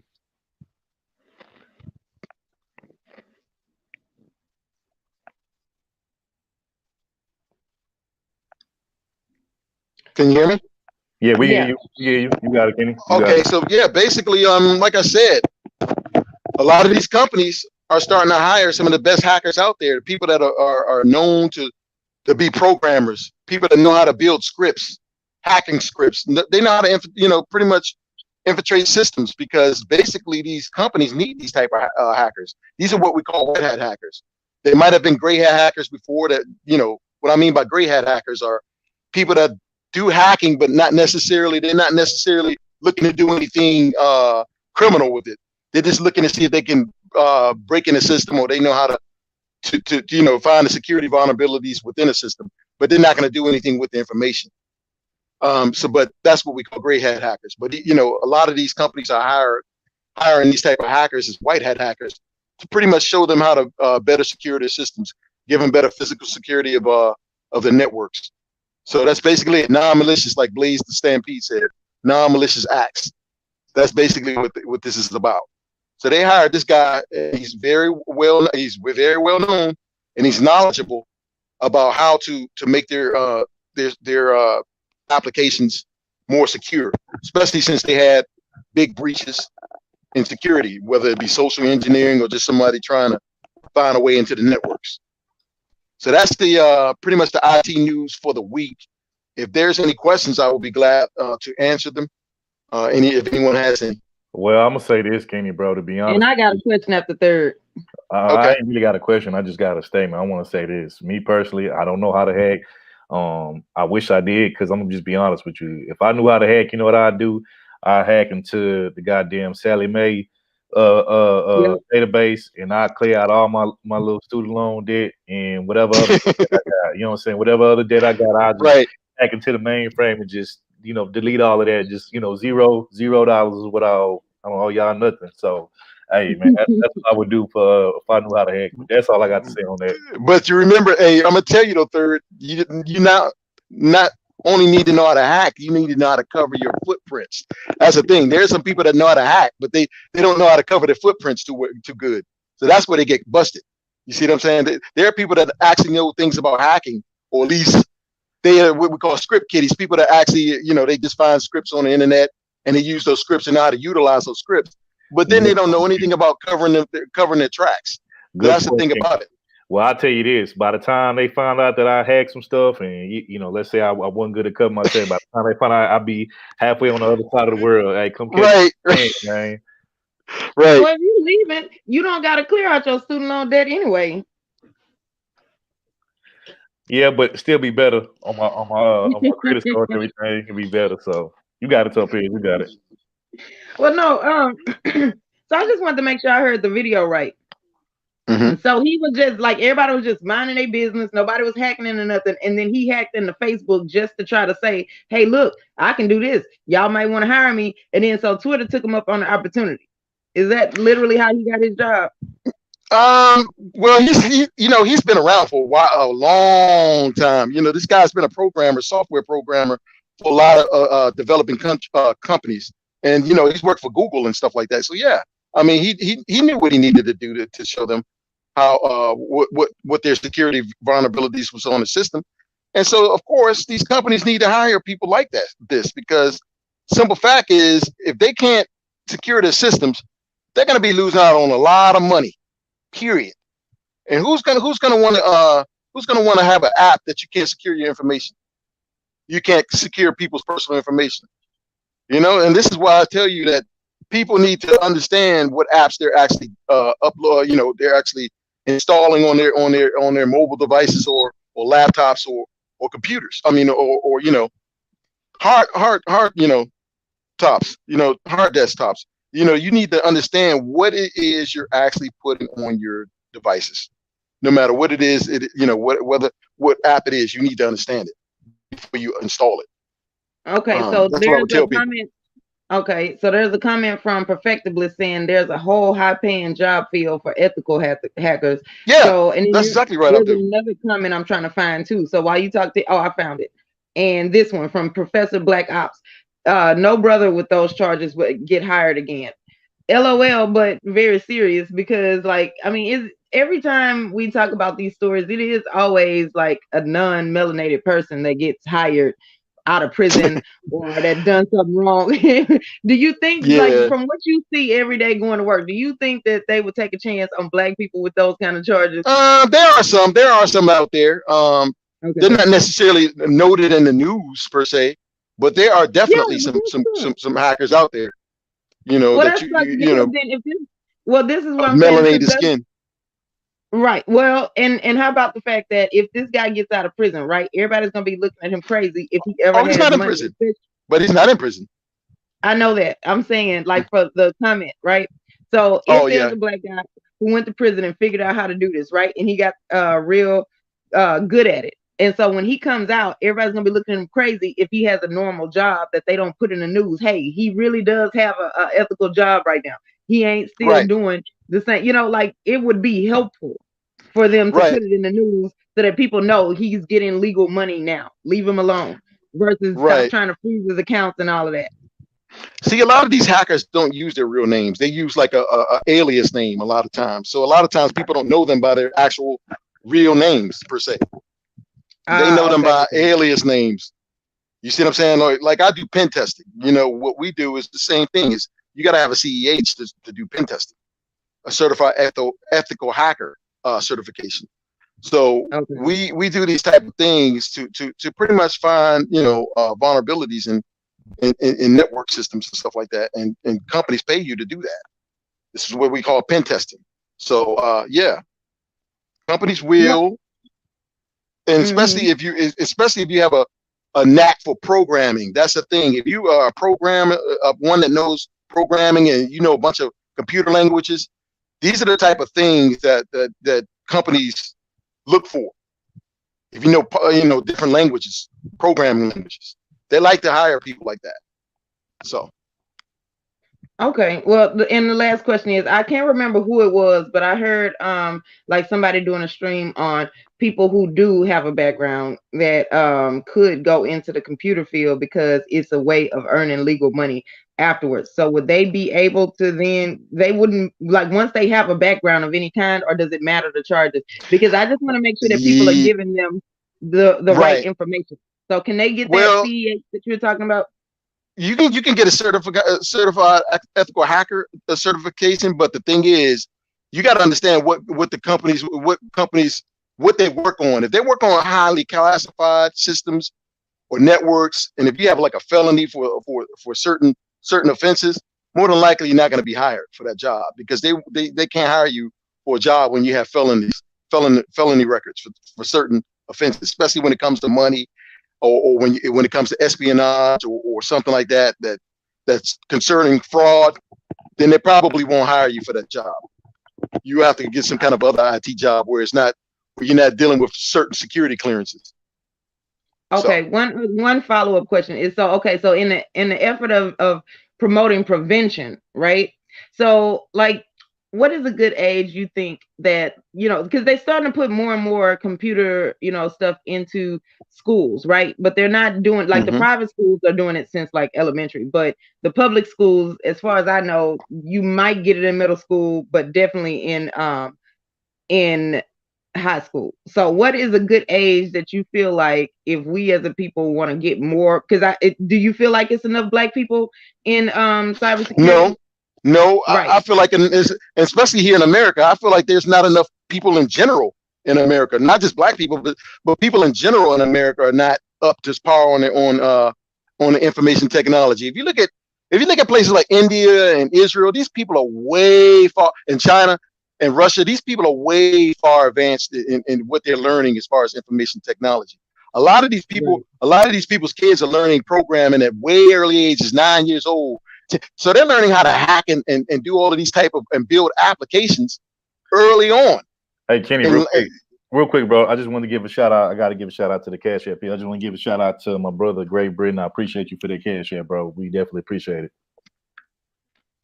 So if you look at a lot of these places like India, a lot of these people are learning how to build apps or make apps, how to learn the programming languages early on. And if you really think about it, if you look at a lot of these applications now, they're coming from India. A lot of these applications are actually coming from India now. And, they're building all kinds of even within the programming languages, they're building that as well. They're doing PowerShell, Python, they're doing different types of things like that too. So Israel too Israel is one of the top cybersecurity countries in the world, if not the top, as far as cybersecurity. And they have all kinds of cybersecurity companies, and that's bringing in billions of dollars. So you got to look at it. I mean, like I said, to me, America's way behind as far as IT. And if you look at it, if I look at my job in general, I would tell you that a lot of people I see are actually coming from India and all these other places. They're pretty much a lot of foreigners. You don't see that many. You don't see too many actual Americans per se in the field. You see a lot more foreigners than you do see Americans, and that's because we're behind the curve. Hey, Kenny, I got look what Blaze the Stampede said. Write code, not rhymes. We need to hashtag that. That's fact. Right. Now, the question I was going to ask is, what age do you think for us to get a jump on things, if we in our community as Black people wanted to start and get better at it, what age do you think is good to start teaching kids these things? Well, I will tell you what. As soon as I will tell you, this is the age I would tell you. As soon as they're able to pick up a mobile device and understand a little bit about what's going on in there, as soon as they're able to look at the computer and find out how to use some applications, I would tell you maybe 9, 10 years old. That's what I would tell you. So, yeah, and just keep them going. Don't stop. Always have them updating on the latest knowledge. Get them involved in some type of technical training somewhere. I don't know, schools, whatever. Look into it. But as soon as kids are able to actually use their devices, they need to understand how to better secure the devices and actually how to make sure that they're not, going on something or installing something on their devices that are actually going to bring them harm or actually, expose or exploit their information, exploit their personal information. Hey, highlight what Taylor Scott just said. She got a good point, man. You got kids as young as 5 years old that's being taught, coding and all that kind of stuff. So, man, man, as young, because let's be honest, when kids are at a young age like that, I say like 5 all the way up to 10 years old, that's when their brain is like the most absorbent when it comes to like information and learning things. So, you teach a kid how to, like, for instance, perfect example, I see a lot of these kids nowadays, man, they better with computers and tablets and whatever video game systems, whatever you want, anything electronic back then than I was, back when I was growing up and stuff. So, exactly. A lot of these kids, man, if you put, technology in their hand at an early age, they're going to know it because they're already growing up in the technological, information age. You know what I'm saying? This is all of these different tools that they have now. You know what I'm saying? Like, right. Because I remember with me personally, like the whole social media thing didn't really start blowing up till then. I was like like a freshman in high school. That's when you had MySpace and you had all these other little platforms and whatnot. But nowadays a lot of these kids, they already, and then look at this whole COVID situation. Now these kids have to be relying on technology because a lot of these kids go to class, they can't even go to class. So a lot of times they gotta log into class, using Zoom or whatever. Yep. You know what I'm saying? So a lot of these kids, they're gonna automatically know, how to use technology. It's just you gotta put it in their hands so they can become experts with it. So I agree with Taylor on that. You know what I'm saying? The younger you get them, put it in front of their hand or in front of their eyes, the more they'll know when they get old enough to get a job or a career with it. You know what I'm saying? So shout out. It pays to be a nerd nowadays. It pays to be a nerd. You get them gamers, like somebody said. Oh, now everybody want to be a nerd now. No. Keep that same energy from childhood. Nope. Hey. No. Also, highlight Poetic Kills because she's speaking facts right there. I remember back in the day. She said these young gamers is making a killing. That's true. If you would do that's a gamer, and especially if you want, man, there was one dude I ran into, this white dude, man. This dude had like 10.5 million followers, and he was on a live stream. He was reviewing the PS5 that just came out, and he was playing the new Spider-Man game that came out on the new PS5, and this dude, bruh, his super chat was on. I mean, like, dudes is cash apping or super chatting this dude like 150, 20. I'm like, I'm talking about it's like not surprising, bro. I'm like, damn, bro. I'm like, I didn't know, like, man, these gamer dudes, man, they making bank, they making money. And to Brandon's point, it pays to be a nerd, it pays to be what do you want to call it, a tech guy, a computer guy, whatever, you know what I'm saying? Nerds pretty much run the world now. They pretty much determine. I mean, this is why, like, you see people, they lose their minds if they get their social media account suspended, or they get put in Facebook jail. Where you see people bugging out and losing their minds over this shit. So it's like, in the end, I guess it does pay to be. I guess. Hey, excuse me, Great Britain actually correct me. They always got paid for real. They always been getting money, but the thing is, for the black community, we didn't know that. It's time to celebrate the nerds right now, man. We done celebrated the trap boys, the pimps. Let's get on these tech guys, man. Let's celebrate them. Celebrate from the audience, because it ain't enough room up here. As all of the arguments and fights I had to have in childhood about wanting to read and whatnot. No, all right, no, just sit down somewhere, and we're gonna keep the same energy. But now y'all know better. Well, hold on, Taylor. I never clowned the nerds in high school. Actually, I got a lot of friends that are quote unquote nerds, tech guy. I was cool with them. As a matter of fact, I was the guy that because my thing was I was a sports guy. I played sports or whatever, right? So my thing was I was cool with a lot of those guys. You know what I'm saying? And I was friends with them, and I was defending those guys when other people was trying to clown them or trying to pick on them and stuff like that. So that ain't me. Don't put that on me. But I get what you're saying, though. I will say this. That I'm gonna let you know that a lot of these jobs, a lot of these these big paying career positions, they're not hiring you if you don't know anything about Microsoft, how to build spreadsheets, how to do Excel, all these different things. And a lot of these, believe it or not, some of these jobs won't hire you if you don't at least know some kind of a computer language, whether it be Python or whatever. So that's the thing you need to think about too. A lot of these companies nowadays, they want you to have at least some idea of how to work Microsoft. That's just the bare minimum. Microsoft Word, Microsoft, PowerPoint, Microsoft Excel, all of that. They want you to know how to do that, because the simple fact that a lot of these jobs are moving more into IT. You really need to understand how to use those things, how to use that software. So, that's pretty much it. Unless someone else has any question. You made also a good point, Kenny. You said everybody got to get into this because it seems like we becoming a paperless country. Like everything is digital now. Like even at the because I don't know if it's true or not, but somebody told me they went to the bank to get some change just to go get go to the tire, put some air in their tire. The banks don't have change no more. I don't know if that's true in y'all city or not, but I said, wow, it's a coin shortage. Everybody's saying pay it with exact change or with cards. And then a lot of companies are able to say we aren't taking cash right now. I know for for about 2 months here, when you go into any stores, all of their cash registers were closed. You had to pay with a credit card, like you or either a debit card. So you have to go to the bank, put the money in the bank, and a lot of people is buying more prepaid cards and all kinds of stuff. So it's getting better now. Now they just recommend it. It's not mandatory, no cash anymore here, but it was no cash here for like a good 2 months. Yeah, I'm so tired of trying to get some air from my... Highlight Professor Black Ops. What he said there, the message he said, computers are taking a lot of jobs. That's true. They already are. That's so true. They already are. Cash registers. Yep. Yeah. Right. I mean, you exactly. You go in a grocery store now. They got them self checkouts.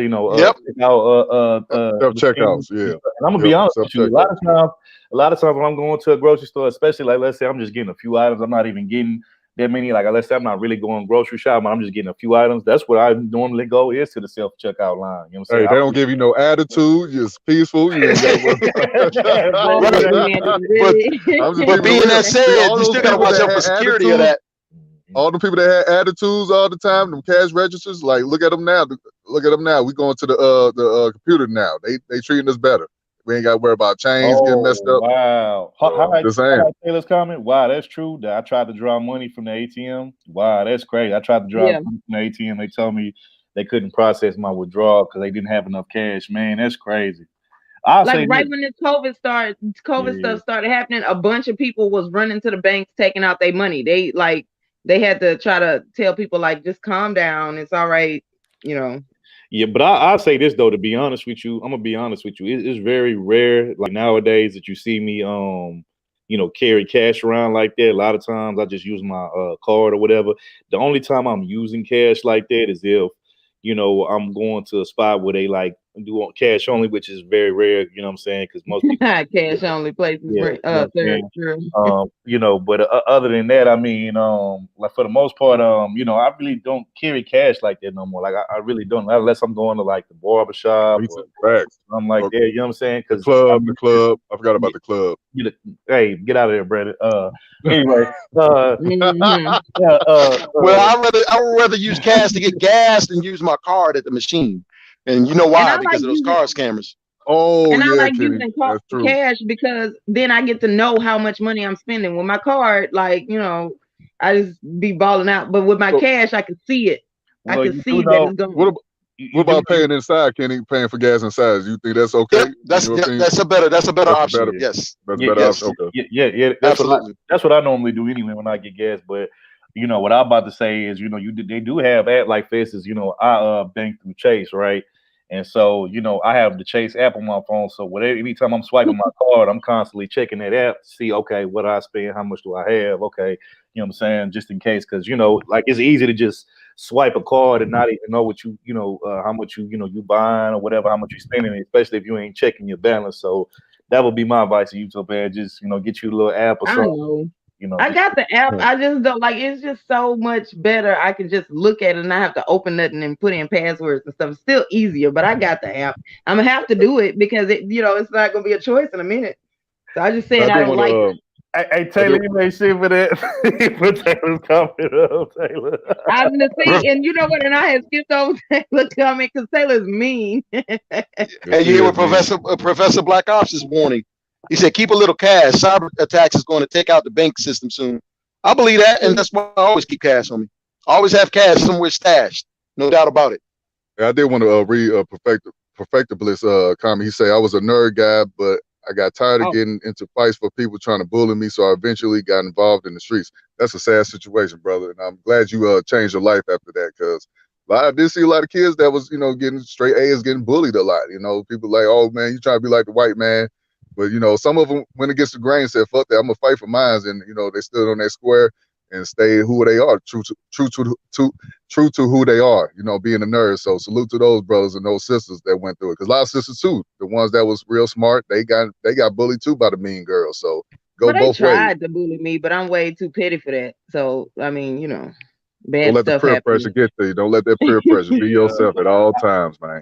Yeah. I kind of got the similar story. I mean, I made good grades. I actually, the high school that I went to was a private school, and I got a scholarship there because of my grades, and also because I played sports or whatever, multiple sports at there. But I mean, I had dudes try to pick on me, try to, mess with me just because I wasn't in the streets thugging or doing those stuff like that. They thought, I was soft, but then, when they found out that, hey, man, it wasn't that type of time with me, then they just started leaving me alone. But that is a problem, though, that especially, in the Black community or in the hood, that, if you're not in the streets thugging or, doing this or doing that, they automatically assume that they think you soft or you easy talking, when that's not true. You know what I'm saying? Like, I knew plenty of dudes who was just, dudes who stayed to themselves, like myself, who didn't mess with nobody, didn't, fuck with nobody. And then, hey, man, you try to run up on them, hey, man, next thing they'll drop you real quick. So, we got to stop. I think we got to stop always, judging a book by its cover and, quit thinking that just because somebody is gifted and knowledgeable when it comes to technology, that means that they soft or that they easy target. We got to stop that. You know what I'm saying? Because, at the end of the day, my thing is this, like, like me personally, all my friends that are tech guys and stuff like that I know that I went to school with, like if there's something that I don't know that I need to know, pertaining to me having to do something, like I'm gonna call them first because I know that they're knowledgeable in an area or in a topic that I'm not as knowledgeable in, and I don't feel no kind of way. I don't feel ashamed that I have to go to them for that particular knowledge or information or whatever. You know what I'm saying? I think part of the problem with us is that, just Black folks in general, we too prideful and and egotistical to say, hey, look, man, I don't understand this, or I don't know this. So, hey, man, you know, let me go to the person that is knowledgeable in this field or in this criteria. Let me go to them and see if they can put me on to some knowledge or some information on what it is that they know that I don't know. And then vice versa. If there's something that I know that they don't know, hey, I'll give them that same love in return. You know what I'm saying? But like I said, the problem is, man, we don't want to, you know, come off our high horse. We don't want to come off our ego. And, you know, we just want to act like we know everything when ain't no one person on this planet, bro, that know every damn thing. You know what I'm saying? You know, it's going to be something you're going to be deficient in and you ain't going to have no knowledge in. And ain't nothing wrong with that. I mean, if everybody knew everything, there would be no need for growth and learning things, man. You know, that's how it goes, man. You know, you sharpen your weaknesses and stuff like that, man. Like, ain't nothing wrong with that. Hey, echo. Is that me? Yeah, somebody has echo. Hello. Testing. Okay, that's good now. Yeah, you good now. That's good. Yeah, I'm gonna just say this to wrap this up real quick. Like I said, bro, don't nobody know everything. Everybody's not knowledgeable about everything. There's gonna be some things you don't know nothing about, and ain't nothing wrong with it. All you gotta do is go to somebody, you know, humbly and respectfully and say, hey, man, you know, I heard or I know that you are an expert or you're, you know, experienced in this particular, you know, field, category, whatever criteria.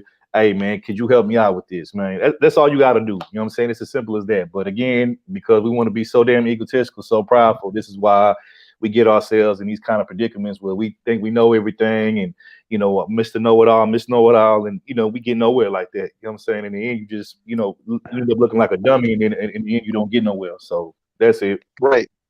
Exactly. How about mutual respect, knowing that as Black people, we're going to need one of each. We're going to need people that don't mind getting their hands dirty, and we're going to need some people that are book smart. Like, in order for any culture to survive, good balance, we're going to need definitely both. Yep. But both sides have to respect one another. Like, we have to understand that there's a point for the other side, and everybody go to the side that they're most comfortable and that they're better in, and nobody should be being judged because that's the side that they end up being able to fit in on better. So I mean, honestly, I feel like a lot of the problems we have as a culture could be easily solved if people would just be grown for real instead of just saying I'm grown when they want to do something stupid, you know, then we could just move on. Hey, the perfect example is that is like a lot of NFL players, athletes, you know, they was big time in high school. They was the popular guys. Then soon when they got older, you know, saying when they retired or left the NFL, they didn't have nothing to go to. They didn't have the knowledge or the skills to, you know, want to get into tech or something else. They just, all they knew was football. All they knew was sports. They didn't have a plan B or a plan C. So those were the guys that they was bullying or picking on. Them the guys succeeded now. They doing the other things. They in NASA or, you know, astronauts and all that. So salute to those brothers. But like I said, it's not about having physical. You can be physically built, knock out motherfuckers, but if you ain't got your mind on your mentality right into tech and all that, you're gonna be done for. Right. You're gonna be working at Starbucks. You're gonna be working at Starbucks or something. Not to diss nobody that working there, but you know, just because you went from making millions to now you're working at 9 to 5. You know, you don't want to do nothing like that. And Kobe was on that track too. Rest in peace, Kobe. He was doing that, investing in big things like the tech. He was making millions over with his investment, but you know, sadly, his life got cut short. Hey, let me say this real quick. I checked the Cash App and I seen that shout out to Janice Charman. I seen that you tried to send me a Cash App, but for some reason it I don't know why I said it didn't go through. It failed. Something about my protection. I don't know why, but if you can try resending it again. If not, you know, I don't know why it's not accepting it, but I appreciate the nice gesture anyway, just for you even trying to send us up. We definitely appreciate it. So appreciate you. You know, on the later stream, we're going to talk about that too. Cash apps, how they've been getting hacked. Definitely, you got to be careful with the Cash App. So that's going to be definitely a future subject topic. We'll share a lot of information about that, but you definitely got to be careful with the Cash App too. Yeah, but I definitely want to give a shout out to you, Janice, for Janice Charman, for trying to give us that Cash App. Even though for whatever reason it didn't go through, I just want to say I definitely thank you and appreciate you for trying to send the Cash App. Like I said, if you can send it again and see if it works, cool. If not, we definitely appreciate the nice gesture, though. Appreciate it.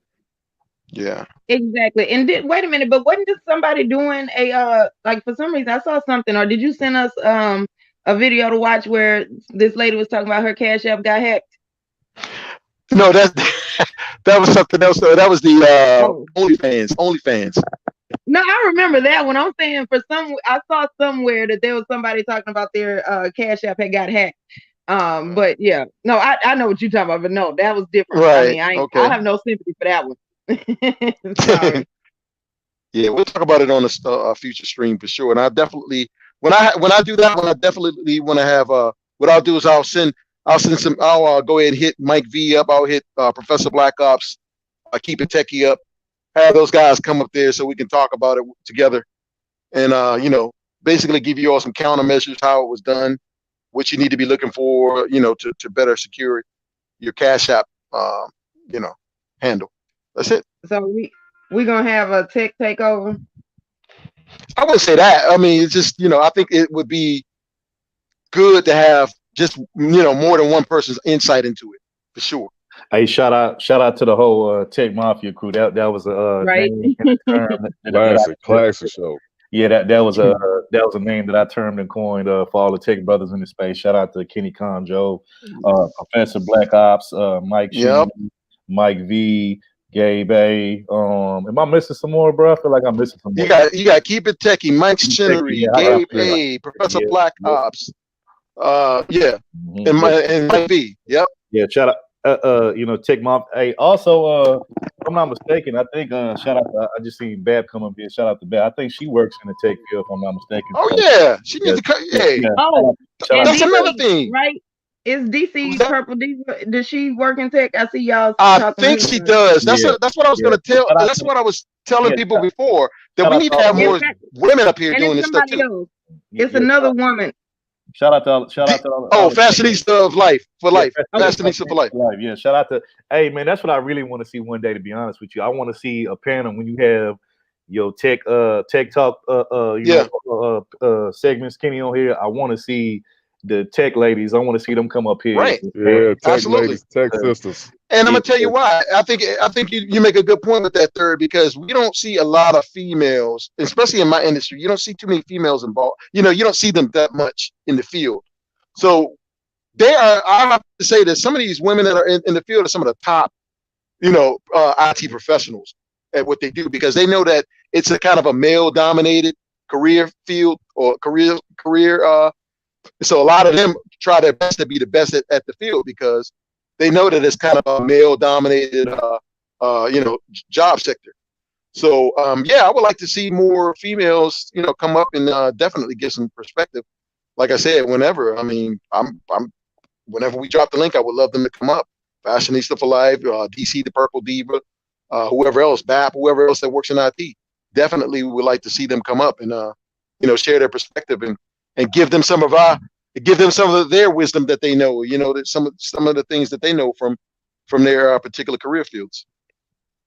So. Yeah, because I feel like this, Kenny. I mean, we already know it's a lot of guys, mostly guys that work tech, but to see women actually be in tech, it to me, it's like it's a different kind of vibe and thing to it. You know what I'm saying? Because usually, and again, I'm not trying to generalize, say all women do this, but usually, a lot of women, they usually have a particular niche and like other type of fields of study. So when you see women in tech, it's kind of like you kind of be like, really, like, wow, you're in tech, like it just kind of like surprises you. You know what I'm saying? And I think it's hearing from them and their point of view on tech and how it's affected their everyday life and how they feel about it. I think that'll be definitely interesting. You know what I'm saying? Right. So, like I said, shout out to all the tech people, the males, but I'm definitely curious to see what the tech ladies say about tech. Black Magic made a good point though. She says men are steered to high tech and women are told to get social worker degrees. And at least in this country. And that's what I was just speaking on, Black Magic. That's pretty much what I kind of just touched on and mentioned. That's true. You know what I'm saying? So that's what I'm saying. Anytime you see a woman, basically that's outside of that social work type of field, it's kind of definitely surprising, and you kind of just wonder, okay, like, well, wow, like, why did you get into tech and why do you like tech? So or like what is it about tech that you like to do? You know what I'm saying? And I'm just those things kind of. you know, fascinate me when I see women, you know, that's because man, I got to be honest, it's some women that I know that's more like technologically advanced when it comes to tech than me. And I'm just like, wow, tech savvy, real tech savvy. Yeah. So, my daughter, man. Yeah, man. My daughter is I'll tell you what, I've taught her a lot, but she has a knack for computers herself. I told her that's what she should have gotten into, but she decided to go into. She wanted to be a nurse practitioner, which I'm not opposed to at all. But if she hadn't done that, I definitely would have told her to do something in IT. But she has a knack for computers too, and I have to tell you that she definitely does know what she's doing. If anybody could correct me, don't any women that own the Shade Room and the Boss Up, those type of websites? Was that Integrity? Can you hear me? Yeah, I hear you. What you say? Yeah, I was saying, do women own those sites like Boss Up? Yeah, and the Shade Room? Yeah, I'm hearing that. Yep, the Boss Up and all those. Yep. And you know what? You know what? That's a perfect example of social and technology. So I guess they kind of mix the two when you do, like, for instance, got to give a shout out to like somebody like a Tasha K, right? She's mixing in both the social realm of it, but also she's technologically sound because she has a channel. Her and Lovely T. Yep, facts. Exactly. So shout out to to them too. You know what I'm saying? Any woman that has a website and her own platform and stuff like that, that's always dope to see, them knowing how to maneuver, between the two. That's always dope. So shout out to them. Right. I'm not saying it's the most educational spot, but they are entertaining. They making a lot of money. So salute to them sisters. No knock on their hustle. All right. If there's no other questions, we can go ahead and move to the transition to the next topic. All right. Well, this next topic, I kind of got inspired from the whole, Gucci Mane and Jeezy versus battle. And then I said, it's been a long time since we had a hip hop discussion, and I want to have one with you guys and anybody that want to come up on the panel. I want to know what's y'all's top 5 best diss records of all time. I want to get everybody involved in this. I'm gonna tell you mine. Okay, man. I'm gonna go first. I'm gonna go first with mine real quick. I'll be last because I want to hear it. I'll be last. Go ahead. All right. Yeah, for me, like when it comes to this record, like me, I ain't too picky on it. Like you just gotta have a dope beat, gotta have some humor. You gotta speak some facts too. You ain't gotta be super lyrical, but you gotta have a nice flow with it. And then do I come back and listen to that song, that diss record? There's a lot of diss records out here. For example, what's her name? Remy Ma. She had a little diss to Nicki Minaj. Now that was a dope one, but I don't go back to it. I listened to it probably 2 or 3 times, and that was it for me. So so these are songs I sometimes go back to real quick. My number 5 best diss record of all time is Eazy-E, Real Motherfucking G's. Yes. Now Eazy-E, he did. What's up? What you say, third? You know what? You got it, bro. I'm gonna respond afterwards, bro. You got it, bro. You got it. All right. Now, Eazy-E didn't write this. It was actually Draysta from Draysta and BG Knockout. That was a duo hip hop group back in the day, and they was dissing Dr. Dre and Snoop Dogg. And just like Snoop Dogg wrote for Eazy-E for his Dre Day. If anybody remember Dre Day, Snoop wrote for Dr. Dre on that. But anyways, I just like the song. The beat is dope. And I like how Eazy came in with the whole motherfuck Dre, motherfuck Snoop, motherfuck Death Row. Yo, here comes my left blow. And here comes some more my favorite parts on that song. He also called Snoop Dogg an anorexic rapper. That was kind of funny to me. But the part that really got me was, and I don't know nobody else who could say this, when dudes say, damn, E, they try to fade you on Dre Day, but Dre Day only meant Easy Payday. All of a sudden, Dr. Dre is a G thing, but on his old album covers, he was a she thing. He got paid off that. Bro. He got paid off that damn diss record. Ain't nobody ever done that before. Shout out to Eazy-E, rest in peace to the godfather of gangster rap. But the last part for me was when he said, when Dr. Dre went to Death Row, he was getting treated like he was in boot camp. He got to follow his sergeant's directions or get popped with that Smith & Wesson. Now I don't know the line too much now. It kind of worked with me. But he was going off and he was speaking the truth. Like Dr. Dre even said, he didn't want no parts of Death Row after that. So Eazy-E was speaking facts. And that's why that's my number 5. My number 4 best diss record of all time is FBG, Duck Dead Bitches. Yes, Chicago rapper that got killed not too long ago. I'm sorry, this song was so disrespectful, man. He didn't named out all his enemies, people that got killed. Not only that, I'm gonna put my feelings to the side now. I ain't gonna disrespect the dead or none of God bless the dead, but I'm just looking at it from song perspective, from just the music. The beat is dope. The hook, as soon as he started rapping, man, you could just feel it. That dude was going in. The nigga say, if we ever say you're up the bitch, I swear to God, we mean it. We already in hell, bitch, since 12, we've been demons. Man, that's some Chiraq shit right there. Y'all been demons since 12. That gave me some little goosebumps. He also had the song. He also had a song back in the day called, not back in the day, but like a couple months after that, it was called Chicago Legends. He was shouting out all the rappers that got killed in Chiraq. He was doing a dedication song to them.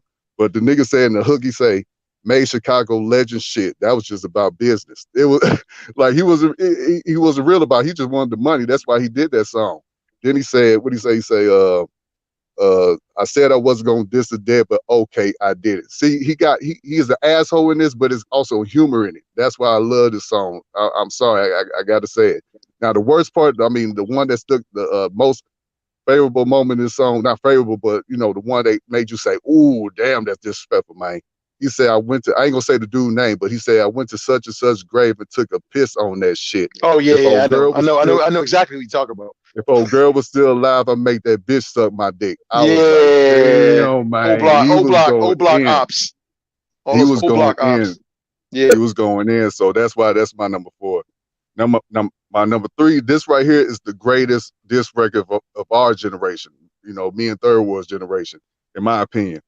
Gucci Mane, The Truth. Everybody heard that song during the whole battle rap. Dog, it's nothing but the truth in this song. The Mane say a $10,000 bounty put on my neck. I hope you didn't pay them because they didn't have no success. You know what happened? He killed his own boy. then the nigga say, go dig your partner up, nigga, because he can't say shit. I was like, damn. I mean, bars after bars, speaking the truth. Then one of my other favorite parts when he say, I never let a nigga do me like Tip did Flip. That's the same shit that got Big and Tupac killed. I mean, dog, that line right there, that always got to me right there. That was dope. And like I said, the beat dope. Then the last part for me was when he said, I know it's hard for you to sleep knowing you killed your homeboy. You left his son to be a bastard woman and raise your own boy. Woo! Man, you can't get no better than that. So shout out to Gucci. That was the best diss record for me and my generation right there. But anyways, my number 2 favorite diss record is Playa Fly Triple Bitch Mafia. Now, a lot of people don't know Playa Fly. He was an ex-member of 3 6 Mafia back in the days when they was doing the mixtape rap back in Memphis. Anyways, they had a little breakup and they kind of had disses back and forth. But this song right here, man, this was dope. He was telling the story how a lot of they 3 6 Mafia songs, a lot of their hooks, they took from Gangsta Black. Gangsta Black was another rapper with Playa Fly, whatever. They took a lot of samples from them. They made a lot of money off of them. He even said in the song, he say, how the fuck you figure you be bigger because you making cheese? Half that shit you making, bitch, belong to me and Gangsta B. That was some truth right there. That was truth. But like I said, I like the beat too. In the second verse, he went in on the niggas. He called out everybody. He say, as I hear them country raps coming from a country black, man, you sounding super whack. And Fly know who's behind that. He even got that Gangsta Boo. He say, Gangsta Boo, hold you through. Oh, I gotta get you too. Facial features favor hell, ugly duckling of the crew. I was like, Dad, why you going ham on my girl Gangsta Boo like that? Basically call her the ugliest of everybody in the group. And then this one that got me right here when he say, and to you handicapped bitch, yeah, I'm watching you. Flizz gonna assassinate the Triple Bitch Mafia. For those who don't know, DJ Paul, I don't know what's wrong with his arm. He got like a disformed arm or something. He might have had a birth defect or something when he was young. I don't know what happened. But he went at him calling him handicapped bitch, man. That got to me. I was like, damn, that, like I said, more truth to it. And he also called out Juicy J and everybody else. The part I also like was during the outro, he called out their real government names. Like he was calling out Juicy J real name is Jordan Houston. Like he was calling everybody. So basically doxing everybody if you want to call it that. So that's why that's my number 2. My number 1 greatest diss record of all time is Tommy Wright, Thuggish Ruggish Busters. Just like 3 6, I'm a Bone fan too. And Tommy Wright killed these dudes. Now, back in the day, for some reason, Bone was talking down on Memphis. They say, you know, Memphis is a country-ass city. And a lot of Memphis cats, they ain't like that. A lot of rappers went at them niggas, but nobody went in like my brother Tommy Wright III, man. Go check that out. Tommy Wright, Thuggish Rugged Busters. The man just came in like this. Instead of saying Bone Thugs and Harmony, he say Bone Punks and Harmony. Calling them niggas punks. He say, flip through the page. What do I see? Bone talk about Memphis, Tennessee, like a dog called his country. I don't see a motherfucking thing funny.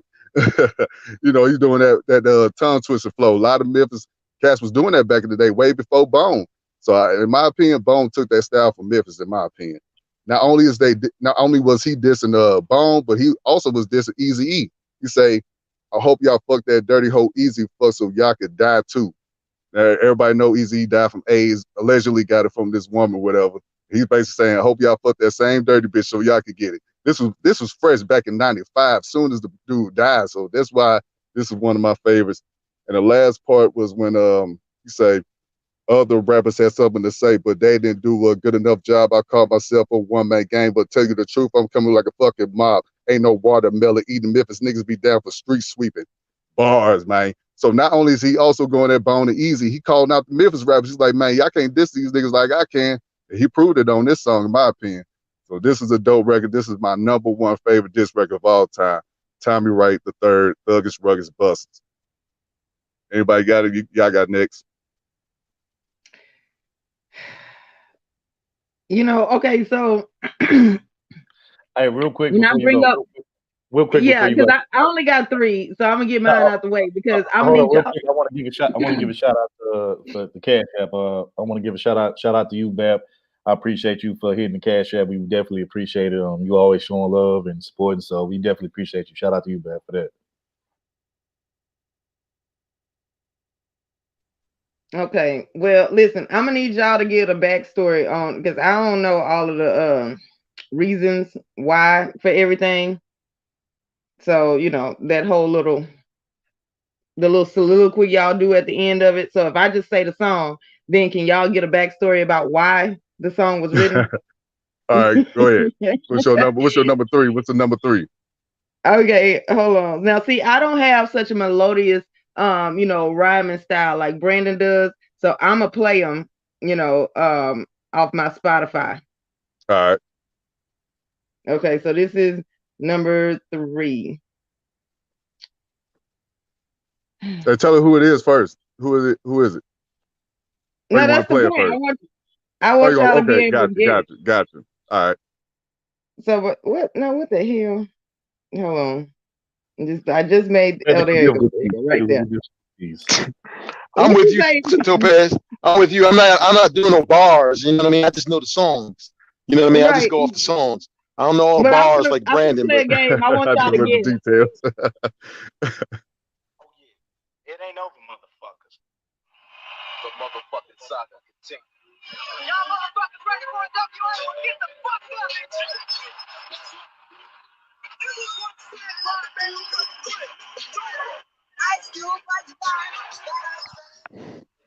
So easy.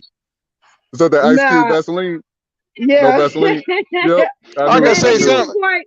Brandon gets the point. So now tell us why. What's the backstory? Why was this made? Because all I know is I like. Hey, I got it. I'll let Third tell it.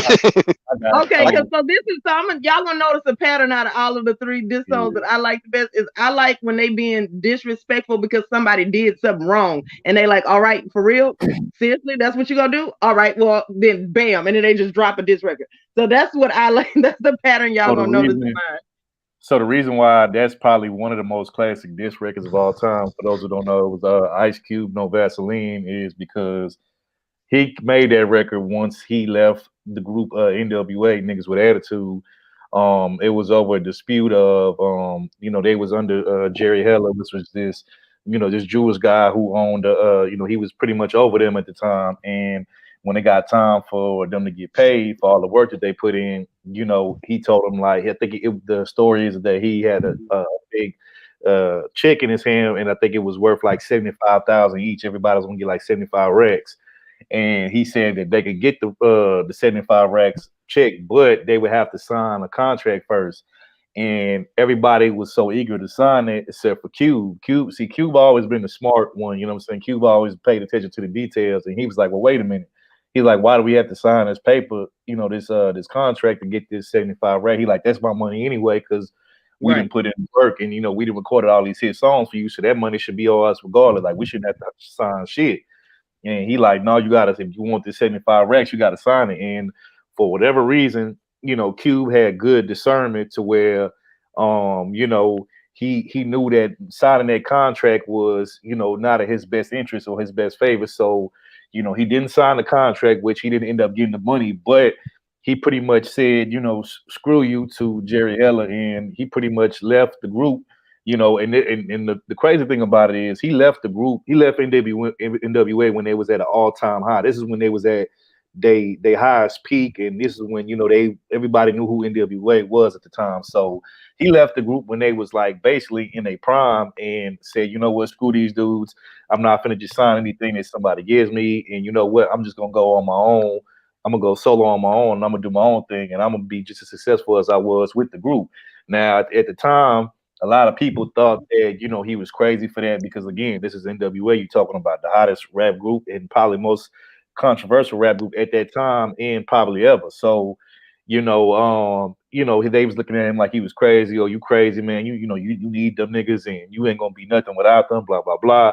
But to Cube's credit, you know, he made the right decision, you know what I'm saying? And, you know, he ended up leaving, doing his own thing. And, you know, he ended up just being just as successful as he was, you know, as a solo artist as he was with them. So, and then what ended up happening is they found out you know, Dre, Cube, Dre, Ren, and who was it, Easy?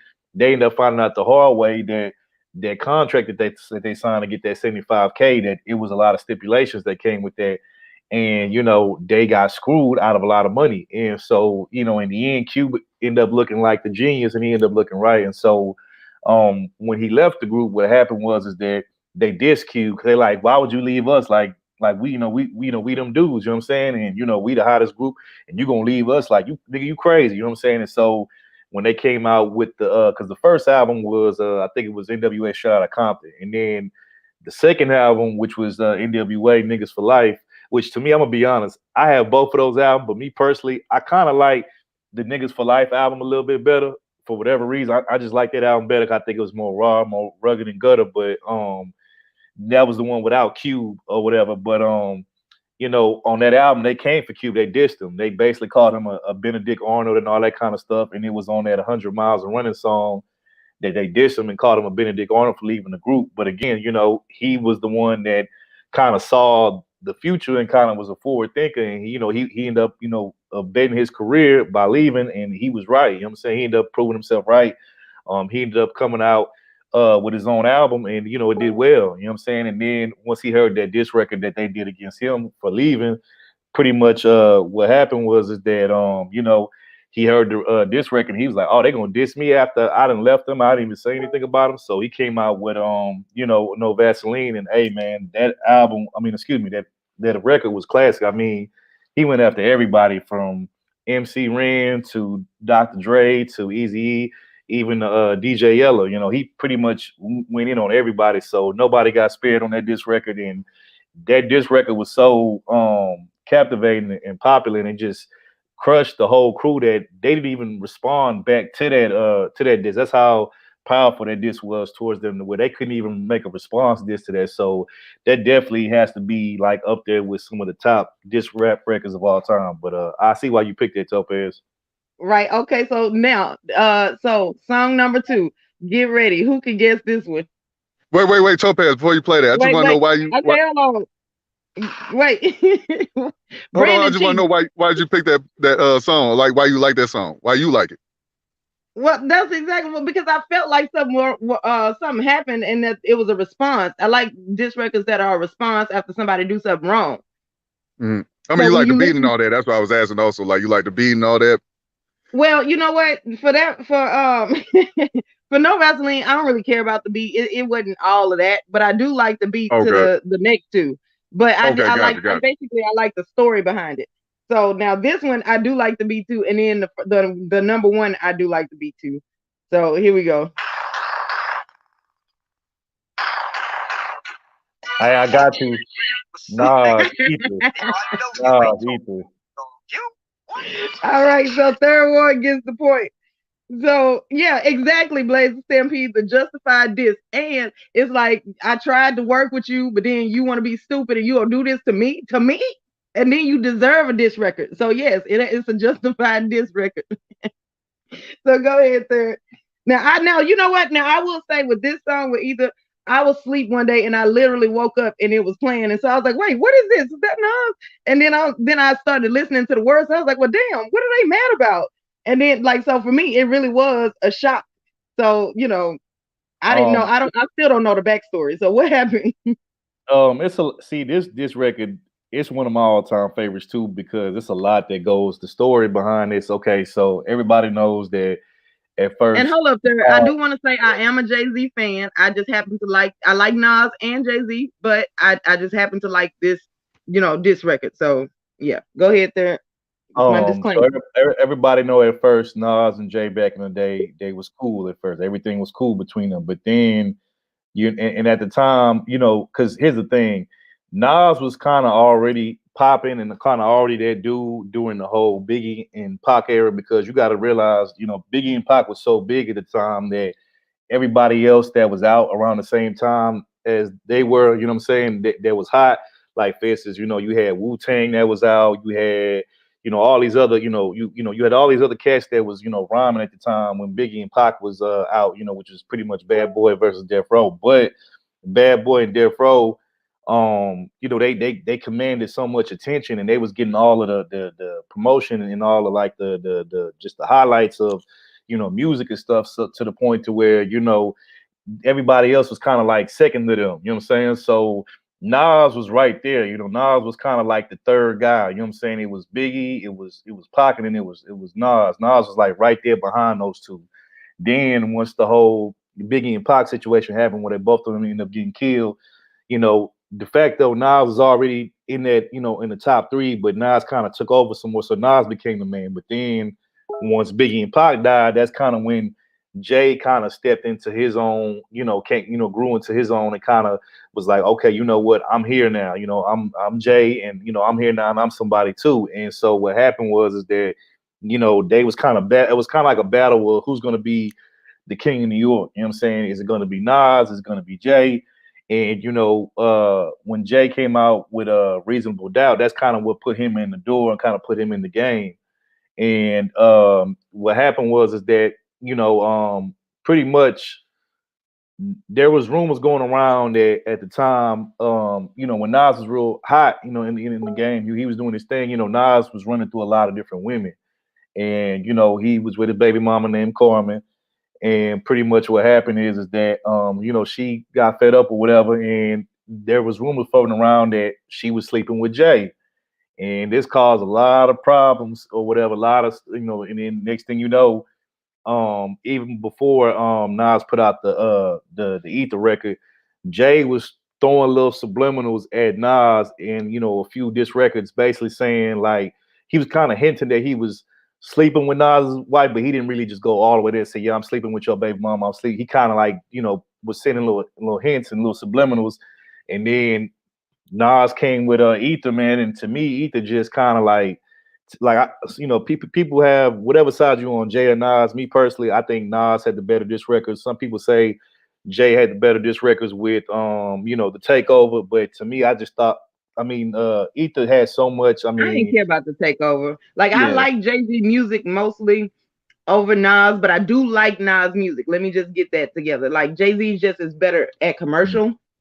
So I like more. I just don't like Nas' beat selection. His beat selection is whack to me.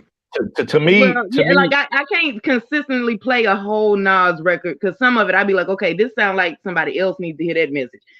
So I do like Jay-Z better, but I like Nas' diss record better. I'll say this.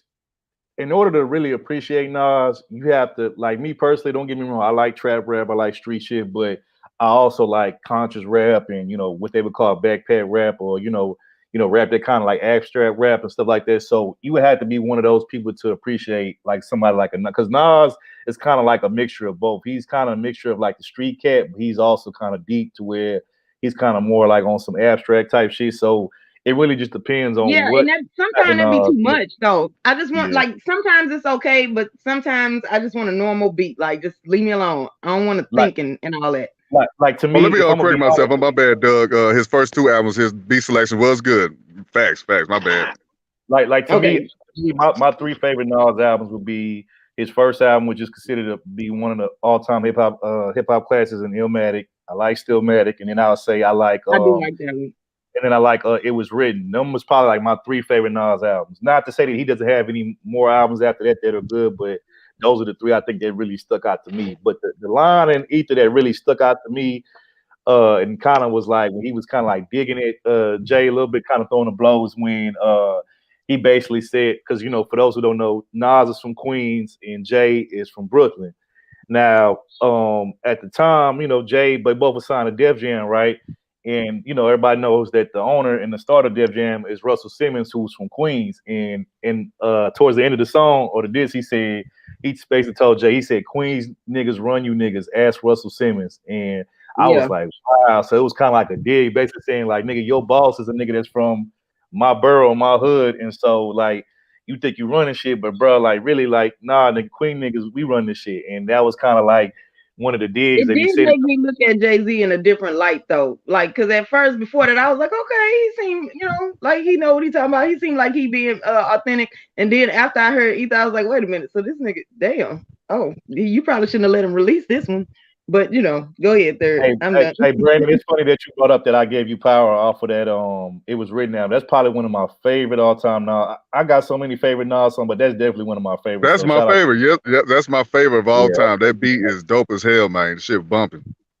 Yeah, man. That's definitely one of my, because I mean, like, that was dope. The way he basically was rapping from a perspective of what a gun. From a gun's perspective, facts.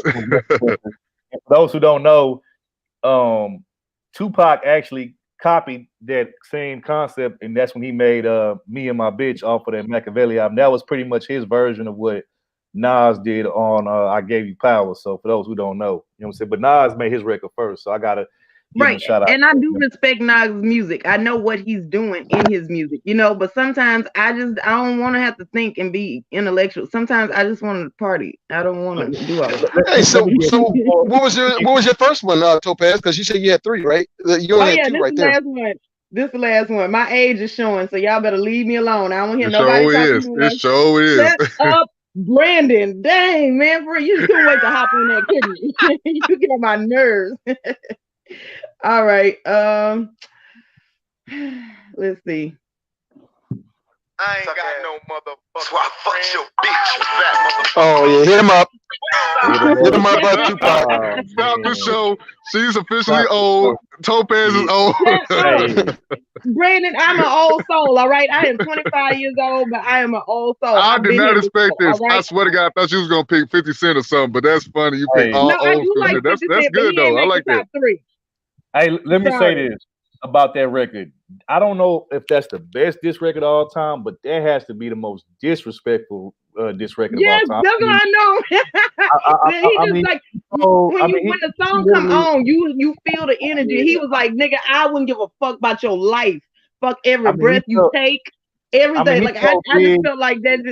The nigga told Big. He said, "You came to be a player, but I fucked your wife." I was like, bro, like that was so disrespectful, bro. That was like, it was like, and then like when you heard the that, whole song is like that though. Like every line is like, nigga, you ain't shit, and this what I did to your punk ass. Do something. Like, I mean, you have to. After that song, you gotta fight. It's nowhere around it.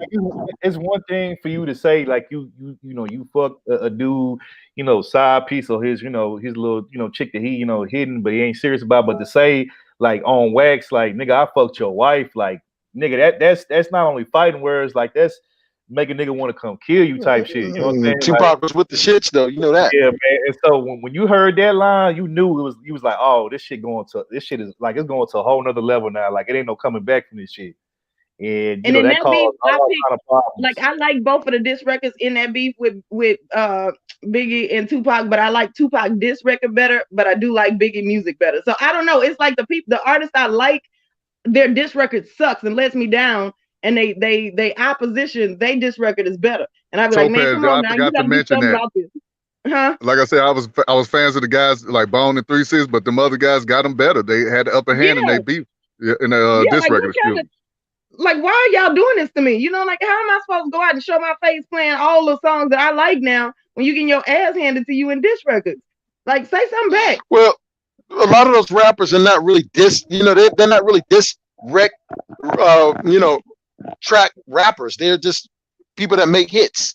You see what I'm saying? They don't know how to really make no damn. That's true. So basically, the person that got the better album, the other person got more shit on their chest, so their diss record is more disrespectful because they got a lot more shit to say. Good point, Topaz. Yep, Topaz get it right on the nail. Yep. Okay.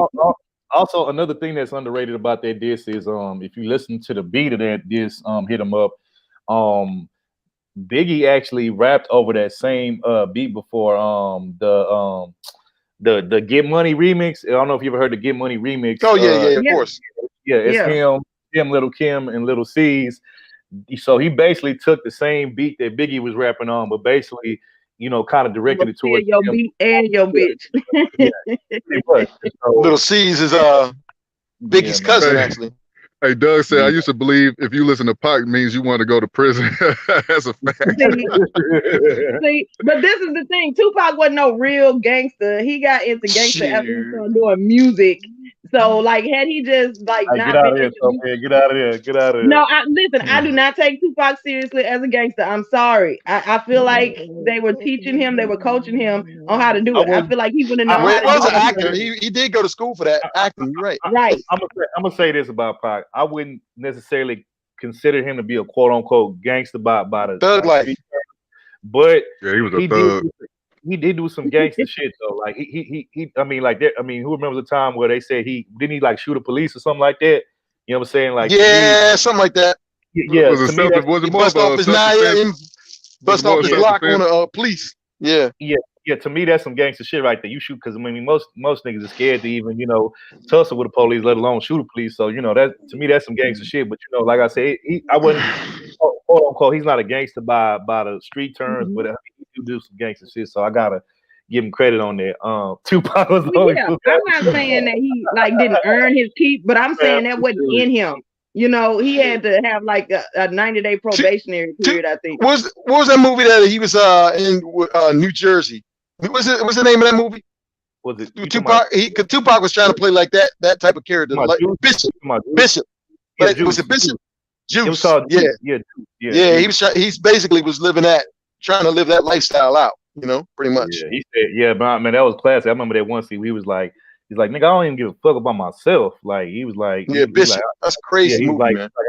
I ain't shit myself. So he like, the minute I say you decide you ain't shit. And he like, that's what it is. I like, man, yeah, he was, that was crazy. So Kenny, you want me to go next? Since you said you wanted to you go next, man. Hold on, before you go, I just want to get you got the flow. You already flowing with everything, so you get it out, bro. Go ahead. I just want to say thank you, Third Ward, and I definitely appreciate you giving all of the backstory. Because listen, I just turn on my radio and listen to the music. I don't be doing all this studying. I do enough studying in other subjects. All right, music is my escape where I can just party and I don't have to think and know all of the history of rap and whatnot and all of that. I don't care. All right. Yeah, you're right, Dom. You're right. List, you're right.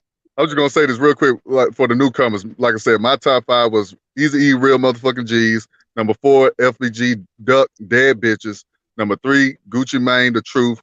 Number 2, Player Fly, Triple Bitch Mafia. And number 1 for me was Tommy Wright III, Thuggish Rugged Busters. Topaz was number 3 was No Vaseline. And number 2 was, what was the number 2? Ether, and number 1 was Hit 'Em Up.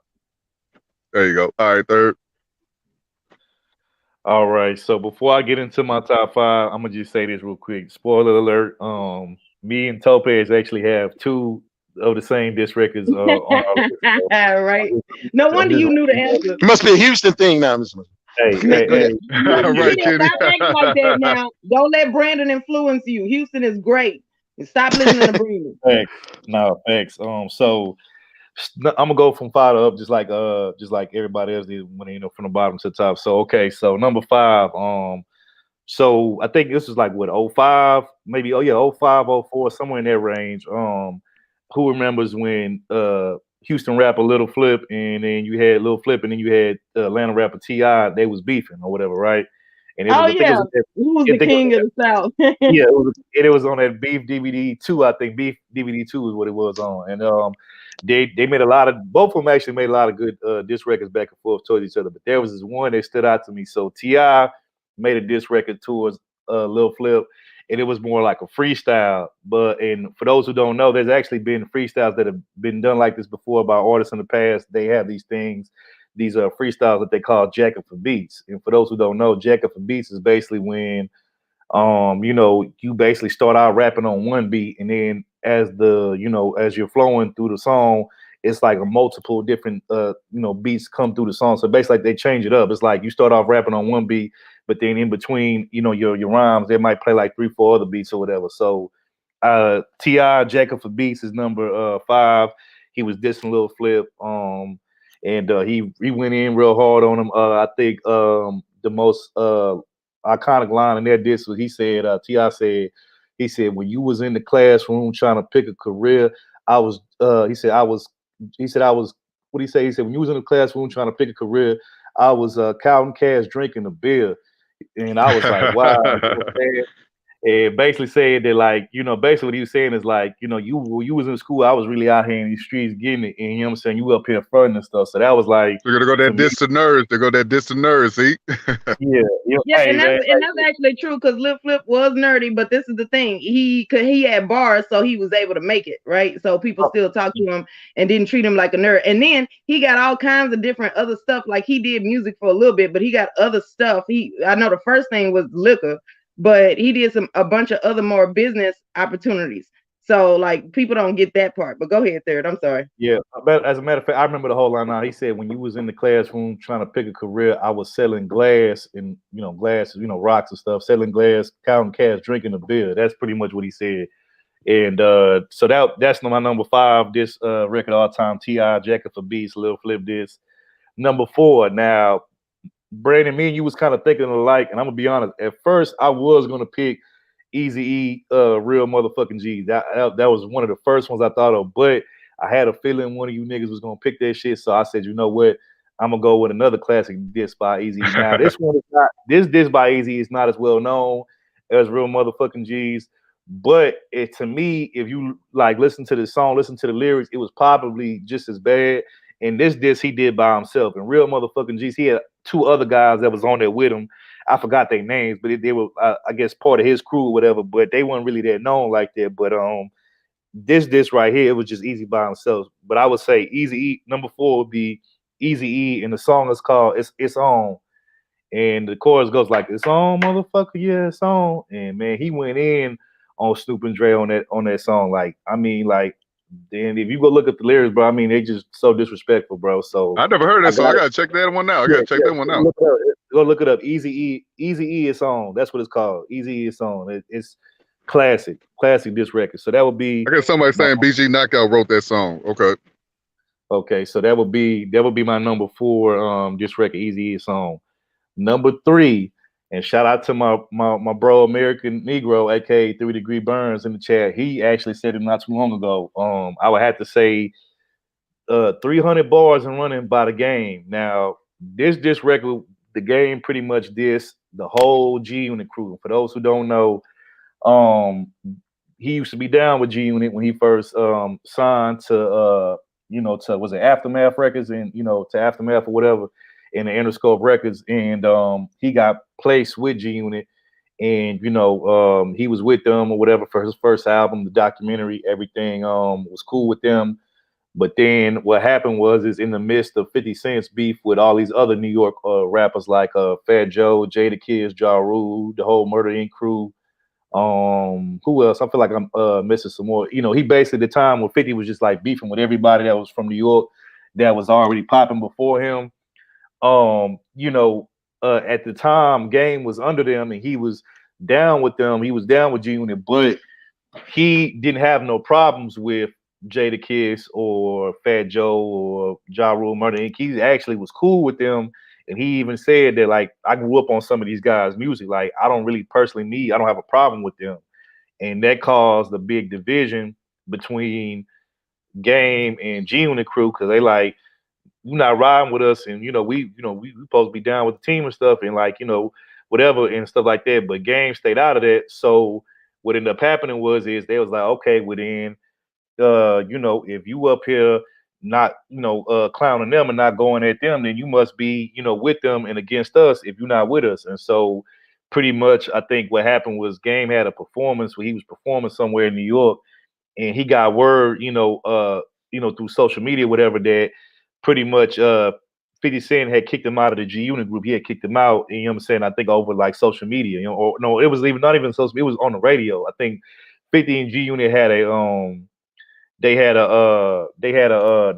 like some kind of interview, I think, at a radio station in New York. And at the time, the Game was performing. He had a concert, he was performing, and the people were saying like, did you hear that you got kicked out of G Unit? And he was like, oh, for real, they kicked me out? And then while he was on stage, he's like, okay, well then they kicked me out. He was like, well, fuck them then, you know what I'm saying? And then he's from there, he just went on a G Unit smearing campaign, and instead of him addressing them as G Unit, he started addressing them as GU-Not, and he made like T-shirts and hats and hoodies and all this kind of stuff, with the GU-Not logo on there or whatever.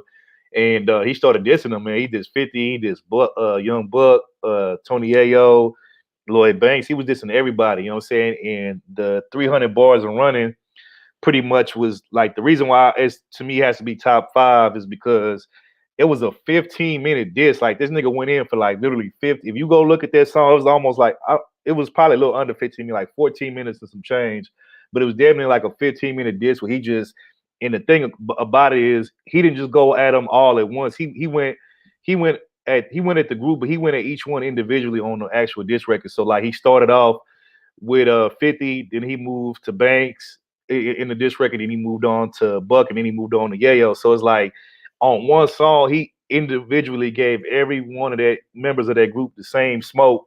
And it was just like, damn, like, bro, like, I didn't know one dude could just go in on a whole group and then individually call them out on the song while simultaneously calling them all out at the same time. And he just went in on them, man. So I had to say that 300 bars and running by the Game is number 3.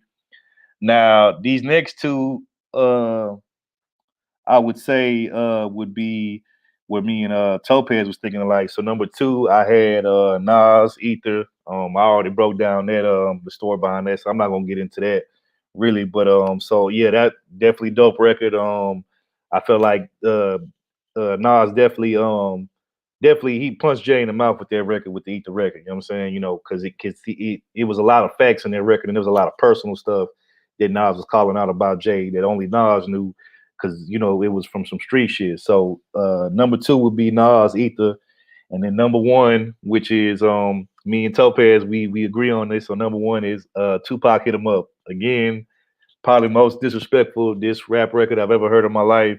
Right?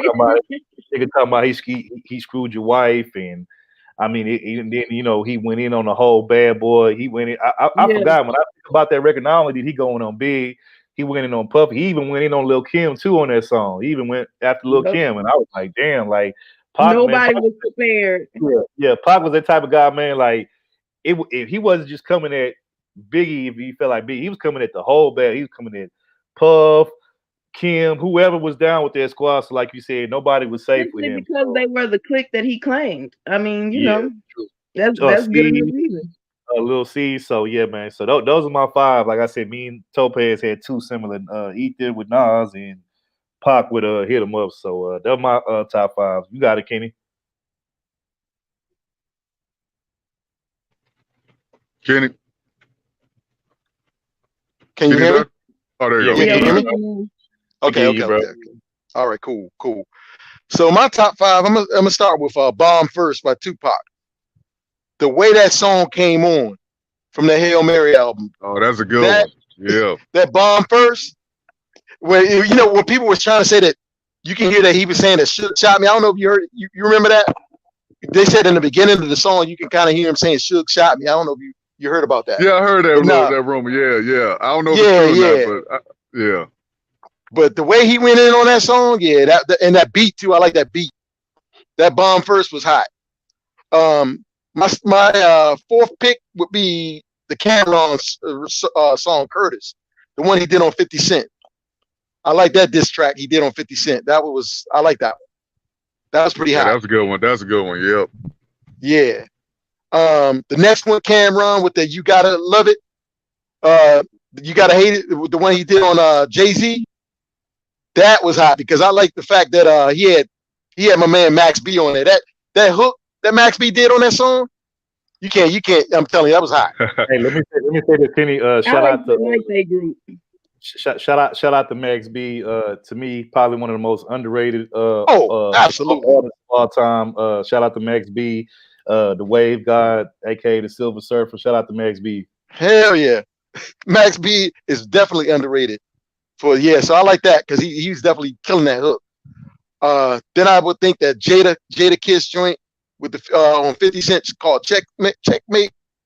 That was another one that I like. I like that one. Oh yeah, Checkmate I remember that. Jada Kiss. Hey, Kenny, bro. Hey, Kenny, me and you was bro. I swear I was gonna put that on my top 5, but for some reason I decided not to. But I was gonna put. And for those who don't know, Jada Kiss is in my top 5 rappers of all time. Period. So I'm a big Jada Kiss fan. So me and you was definitely thinking alike on that, Kenny. I almost picked that actual Checkmate diss record. Right. And another one that people don't that's slept on is my man Pusha T when he dissed Drake. That song right there, that new song, that new Pusha T. Hell yeah. That Drake diss, that right there. I thought about it. Now, I thought about it, but I mean, see, here we go again. Too late. I like Drake music, but Pusha T diss record was better. Sorry, no matter how many of them he do, because he did 2 of them. And so I don't know. I thought about that one. Hey, let me say this, bro. Look, I get Drake some credit. He do got some hits. I know, a lot of people like him, particularly the women. But the thing with Drake is I just always feel like he was a fake wannabe Houston nigga. And I get it. He was discovered by Jay Prince Jr. and, rap a lot stuff like that. Don't do Drake like that. He didn't do nothing to you. Stop acting like that. And he even made a birthday song for me called November 18th. Hey, no, for those who don't know the story, Drake, before he actually got discovered by Lil Wayne and Birdman, he actually was discovered first by Jay Prince Sr., rapper like Jay Prince Jr. And they kind of brought him to Houston and got him familiar with the Houston culture and the city and how we get down, how we move around or whatever. And so he picked up a lot of the slang, the lingo, just everything about being from Houston. And if you listen to his I think it was what's the mixtape that I first heard about? I think it was called So Far So Gone. The November 18th freestyle that he did, that was actually off of a DJ Screw freestyle from back in the day. And that's the song I'm talking about.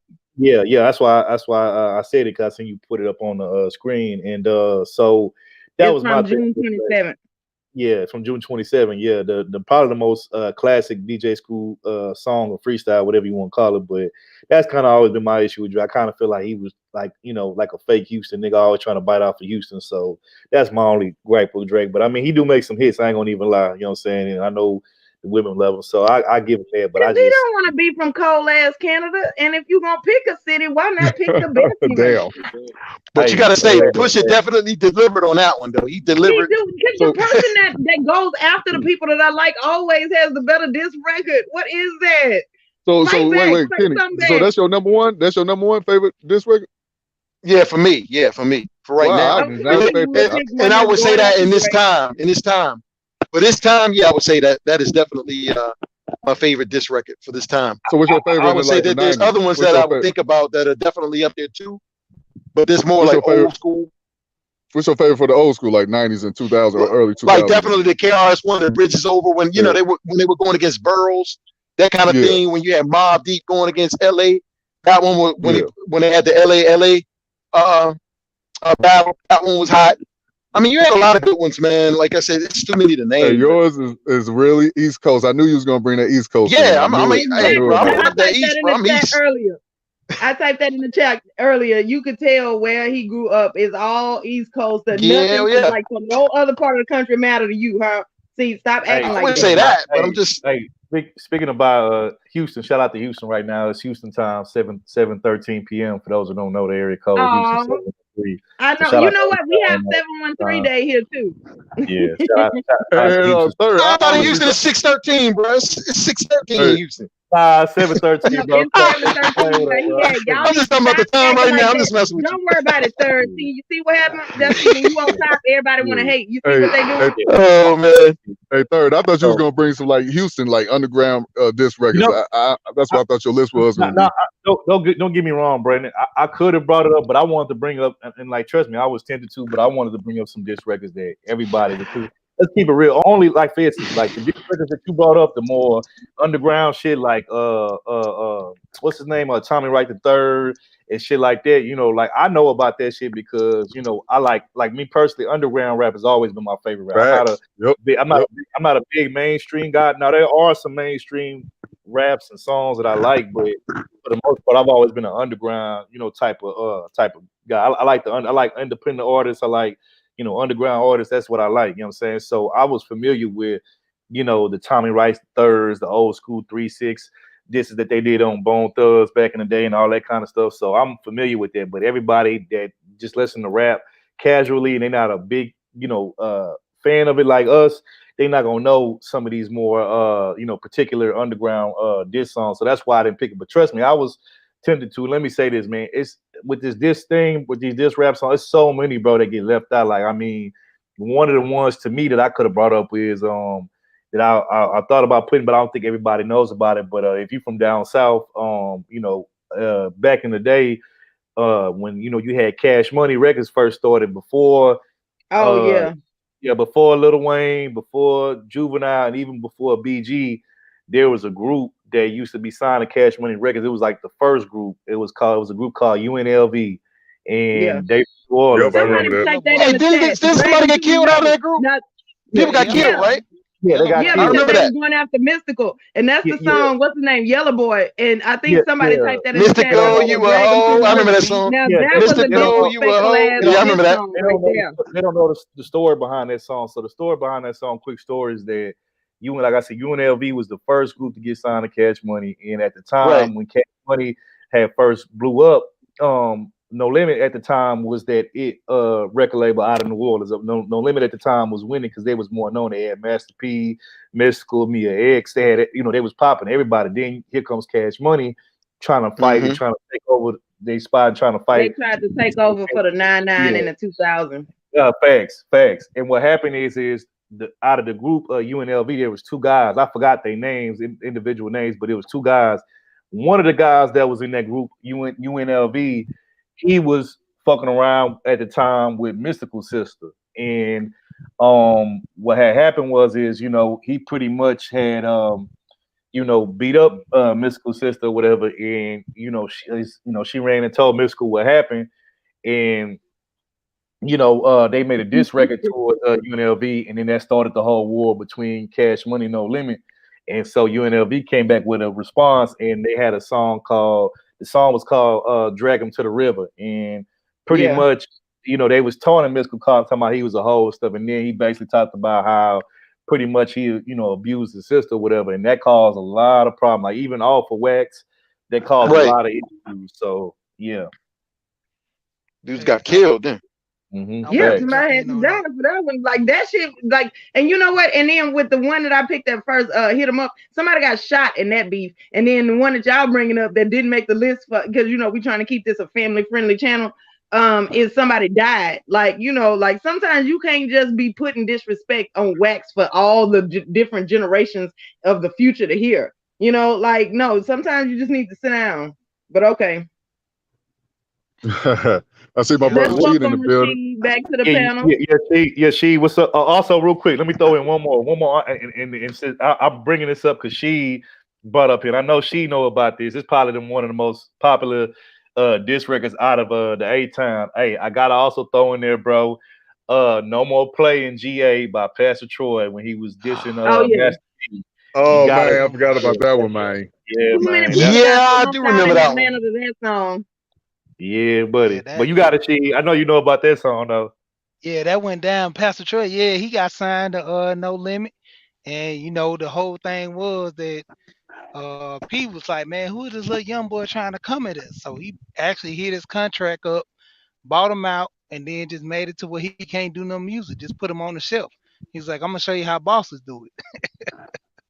Hey, that was some crazy jump, man. Shout out to Master P with the strategic boss move. Yeah. And then even with UNLV, man, that was a crazy right there, man. They had a lot of dudes beefing in New Orleans with each other. I heard people from New Orleans, because I used to work with a lot of guys from all the way from, from GA all the way to Florida, all the way to Houston. I got homeboys in Houston and Dallas, got homeboys in VA. So we was always chopping it up, hearing music, talking with each other. And that New Orleans, they was buzzing hard on that. Even when it came down to it, that's why I put in the comments. I was talking about a lot of like new beefs, like with Black Youngster and Dolph. Like that's a crazy beef right there. With Black Youngster put he put a song out where he said he gonna make Dolph's son be a slave. He gonna make him be a maid and be a slave and cut his grass and all that. I'm talking about he just disrespected him so bad, but Dolph never comes at Black Youngster. He strictly just stays on Gotti. You know what I'm saying? Because he got to beef with Gotti, so he don't want to put Youngster in it because Youngster he one of them little hot heads. So even when he do his videos and all that crazy stuff, he be popping off and going crazy. Dolph don't want that smoke because a lot of people they talk about how Youngster is compared to Dolph. So the smoke real. You know it. Hey, let me say this, She. I feel like this, bro, and you can tell me if you agree. I know in Atlanta he do, but like I'm talking like outside Atlanta, I really feel like your boy Pastor Troy don't get enough credit, bro, for him waving the flag for Atlanta back in the early days before the tips and before all these other Atlanta artists. Like I just feel like he don't get enough credit that he deserve, and I kind of think that's kind of messed up. You know what I'm saying? Well, he got a lot of credit started off, but then it was a lot of stuff started messing up in his career. He started getting into a lot of beefs and started making too much bad blood. And that's what ultimately like kind of shut his career down. And then, when he went commercial with that song Are We Cutting Here, that was like his commercial breakthrough. And he was doing good, but like I said, when it came down to it, the smoke just went down. Because even with the record label Camp, he had a lot of blood with just several groups. Man. Hey Topaz, do me a favor. Block Taylor Scott real quick for that comment. Block her right now, Mike. Right now, Mike. Get out of here, Mike. Hey, block her. Block her. I'm not blocking Tay, and that was funny. You know what, Brandon, bro? I think she took your heavyweight champion troll belt with that comment. Troll, exactly. You trolling, Taylor. I see you trolling. There's somebody who put the Joel Osteen mixtape. Now that was crazy. Yeah, hey, that was a fire mixtape, man. I was closer to the Lord when I heard that mixtape. Go listen to track 5. Track 5 is. Let me stop, man. Y'all not about to get this stream struck by lightning. Sit down somewhere, you little. Exactly. And pray I'm out here in the rain too. I'm out here in the rain. Yeah, no, we're not doing it. And then Khadijah talking about Shirley Caesar would never. Y'all stupid. I'm not dealing with y'all. Go ahead, Sheed. I'm sorry. Yeah, but nah, I mean it was just crazy, man. And that's the thing, like I said, we had a lot of little small beefs, but in the end, it all worked itself out. You know what I'm saying? We kind of make a little money or we just stay away from each other. Because even it got to a point where T.I. couldn't go in certain areas. What's his name? Was Duct Tape. Duct Tape the Mob. What's the dude with Duct Tape? Alley Boy, and I think Alley Trouble. Boy. That was I think Trouble. Alley Boy and Trouble, but it was mainly Alley Boy. Alley Boy had the whole thing with T.I. where they was kind of beefing a little bit, and Tip came through one neighborhood. And his little goon started busting and was like, man, Tip, you're not walking around here. I think that's like around in the Summer Hill area, like in the mid downtown. So Tip, he got a little pass amongst certain places, but like I say, it come down to it. Even with certain artists, you go through certain areas, they just don't fool with you on the strength of what's going on with the beef. Right. So he had to duck out with that one because they were shooting at his car. The Alley Boy, I don't think no one has it like Chicago though. Them dudes, those dudes over there, If you with a certain clique or you know a certain individual, or you with or what they call the ops, man, you know you pretty much food, man. You can't go nowhere without looking over your back for somebody gonna bust at you. You know what I mean? Shy got it bad. Yeah, I used to work and everything, and I used to go to Shy, and they used to tell me at certain points you can't even go on the left side of the street. I'm like, man, that's some crazy. Like, man, I can't walk on the left side. They was like, nope, you can't. In this neighborhood, you can't walk on the left side of the street after 7 o'clock. If you walk on the left side of the street after 7 o'clock, you're gonna get shot.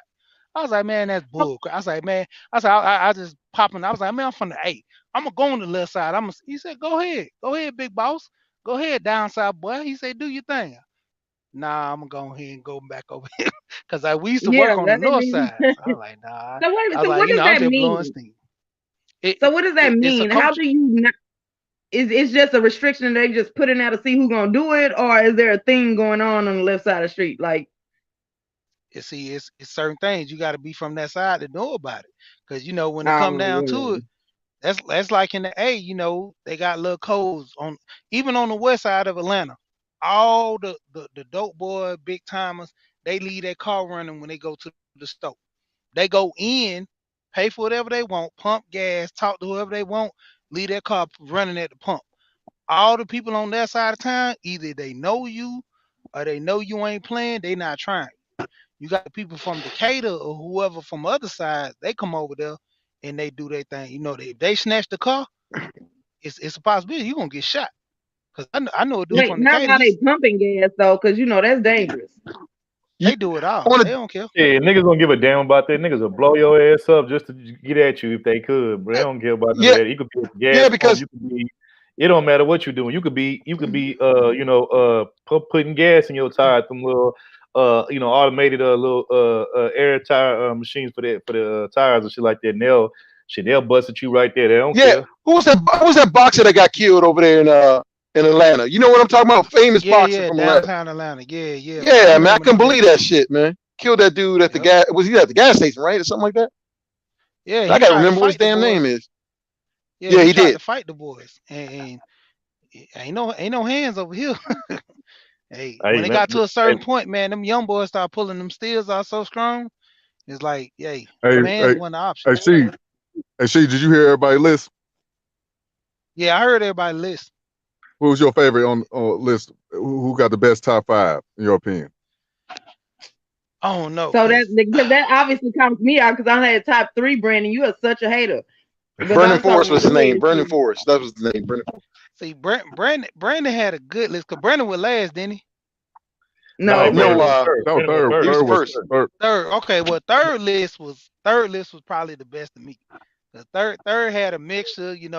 He put in a lot of people and he did a lot of little beefs. Like the thing about it was, if you went to the beef, you had to put Drake in there with Meek Mills, because that back to back, man, he murdered him on that one. Even the bad part about it was, he even just like that whole thing he was talking about, he was playing a diss record while he was at the hotel. To me, that's PG-13 beef. That ain't no real beef. Get that shit out of here. Hey man, PG-13 Well, the one thing I can say about that, everybody was playing in the club. Like, I don't hear a diss song record that's in the club to get everybody jumping. That was one of the first times I ever seen that. Back to back. Actually, Brandon, I gotta correct you. That was the second diss record that I heard getting played in the club. That was the first one. So you had the back to back. That was the second one. But the first diss record that actually got played and actually was like a club hit. Who remembers back? And I think this might have been the early 2000s. Who remember when it was a stupid ass beat to me too? Who remembers when Nelly was beefing with KRS-One? Oh yeah, what was the name of that damn song? But he's out of KRS-One. I think was it the Bridge is Over is not about Nelly though. I think it was I know what you're talking about. I think it's called, is it I Am Number One, the remix? Was it the remix? Basically, it got played in the club, and so a lot of people thought Nelly won that beef. You know what I'm saying? But yeah, Nelly crazy. KRS-One. Nelly was spitting I Am Number One to us not remember 2 is not a winner, and 3 nobody remembers. That was a dope bar right there. Brandon was his hype man since he's from St. Louis. Yeah, hey, I was the one wearing the mask. Anybody want to know? I'm the dude that was wearing the mask in the video. I was part of the St. Lunatics back in the day. Brandon used to walk around with the Band-Aid on his face like Nelly did back in the day. Right.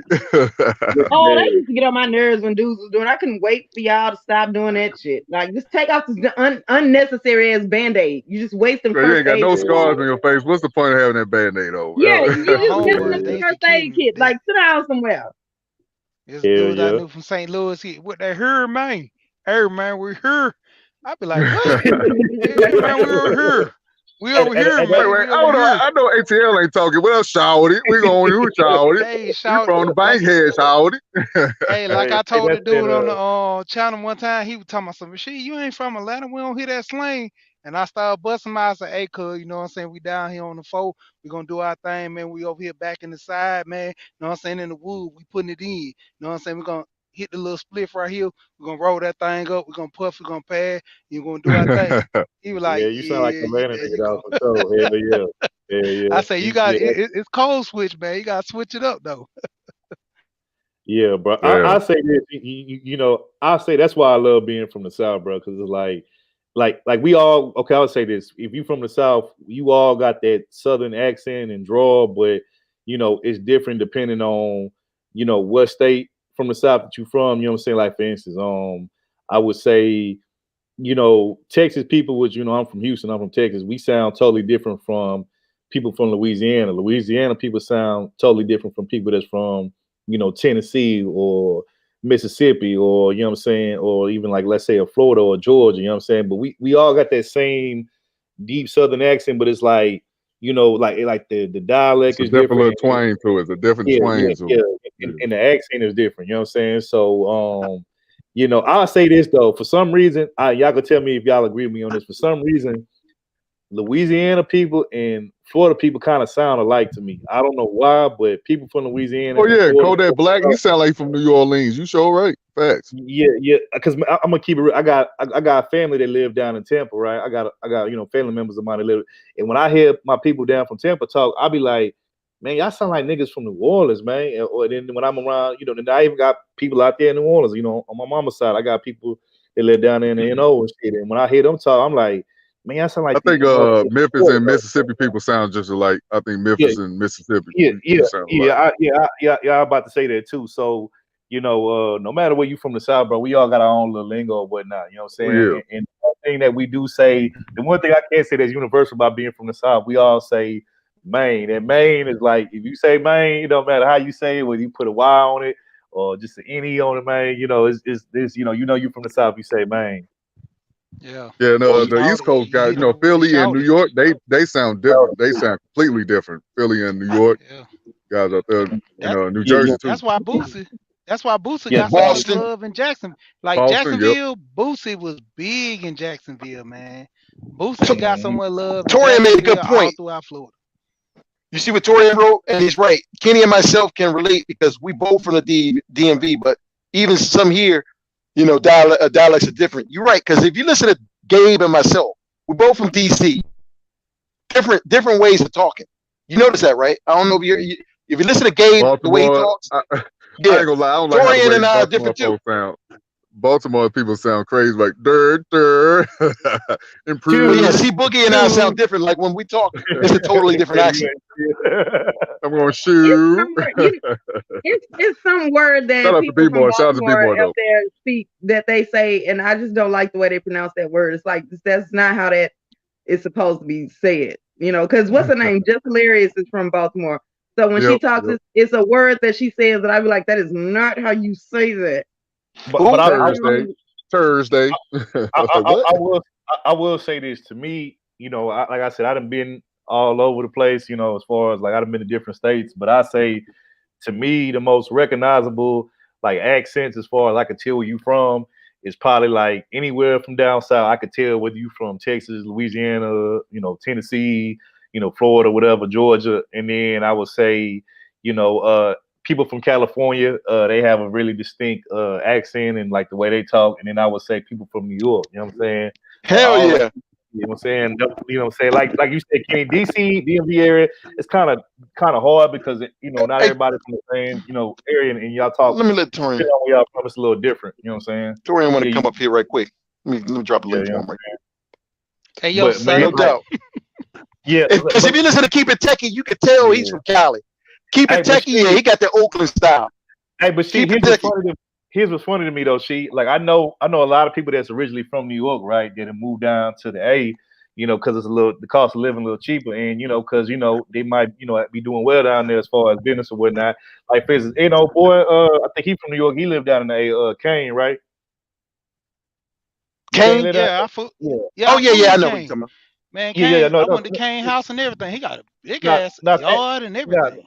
Nah, Kane good people. I fuss with Kane. I'm saying like you know what I'm saying, like I just find that to be kind of like crazy because like I said, a lot of people, man, they started out in New York and then they moved to Atlanta. You know what I'm saying? So look at Robbie.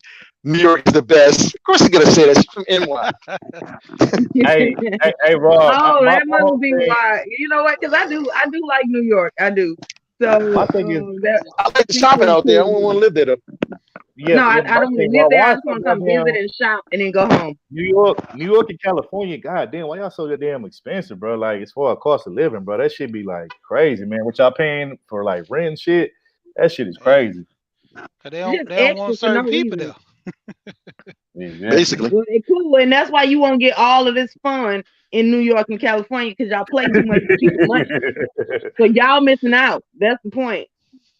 Hey, but shout out to NY though. Shout out to NY.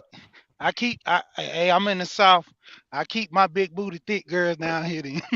hey, bro. Midwest, down south, facts. Hey. That's another thing. I don't like how women sound on the East Coast. Not all, but some just got that manly tone. Sound like what's that girl name? Young Ma. They be sound like her and the girl from The Wire, Snoop. I can't deal with the East Coast women. Right? You ain't. I'm sorry. I don't like you UK bitches neither. I don't like that bum copping, the bubble gum popping girls, and they be. Yeah, I'm like, God, dog. He's a bubble gum. Hold on, y'all. Let's welcome Torian Rain to the panel. Hey, salute to my Taurus brother, Torian Rain. DMV. What's going on? What up, man? What's up? What's good, brother? It feels good. This is my first time being on this panel. It's like I walked into a brand new IKEA. Wait, hey, I like IKEA too. I do. I mean, yeah, but long story. Anyway, come on. So what's going on, Torian? Yeah, so I see y'all was up here talking about accents and everything like that. And like I was saying in the chat to Kenny, like we're both from the DMV and everything like that. But like someone else said, it's like Baltimore and DC. See, I'm from PG County, and that's like that's close to the DC, but it's not in DC, but it's real close. Like I could walk to DC from where I'm at. It's real close. But the accents are definitely different. Like PG County and Baltimore are like worlds apart, even though the drive is like 45 minutes away. So it's like we're close, but we're not that close. It's like entering two different areas. As a matter of fact, you'll find that a lot of people who are in Baltimore are very linked up with people who are from Philly. Like you can say that anybody who's from Baltimore will go to and from Philly a lot, because I think the drive, depending on how you drive and which way you go, it's probably like an hour and a half. Facts. My niece graduated from Temple University, so yeah, you're right, bro. Yeah, so but it definitely is. And also, like if you from Baltimore, it's two things that will let you know that a person is from Baltimore. It's how they say the word "to" and how they say hot dog. Now in Baltimore, they say hot dog. And how they say "to" is like a drawn out with the "oo." It's like "tew," like that. He's spot on, man. Torian is spot on. Hey, Torian, Seed. Hold on, because see, from being from the South, being from Texas, I don't know nothing about being in a whole different state in 45 minutes. It's an 8-hour drive north to south, and 8-hour drive east to west. So I don't know nothing about this. I'm gonna go on mute. Hey, Torian, what's y'all top 5 disc records, by the way? I never heard y'all's list. If y'all got one. I don't know if y'all got one or not. I don't. You ain't got a favorite disc record? Y'all don't have a favorite disc record, like one or two? I got a couple of favorite. Go ahead. Definitely Ether. Oh, Ether. Okay. What Yeah. about you, She? Well, like I said in the chat, I had Ether, I had Hit 'Em Up, I had I got to do the Drake because, like I said, it was so popular, and even though it was a little between them little soft boys, but at the same time, it was jumping, dog. You can't deny it.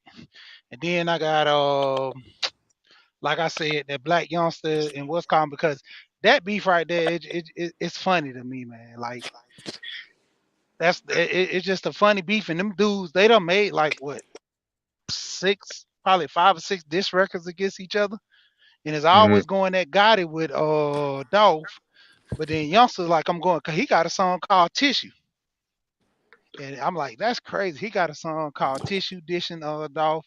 It's just all kind of diss records, and then let's see. I think Hey, that's about it. Go ahead. Let me say I something. was gonna say Rob B also brought up Cannabis. That was a good diss record towards LL Cool J. Yeah, the second year that definitely was up. I was gonna put that on there, but I wasn't sure if one of y'all was gonna put it on there, so I left it off my list. But real quick, I want to say this to Janice Charman.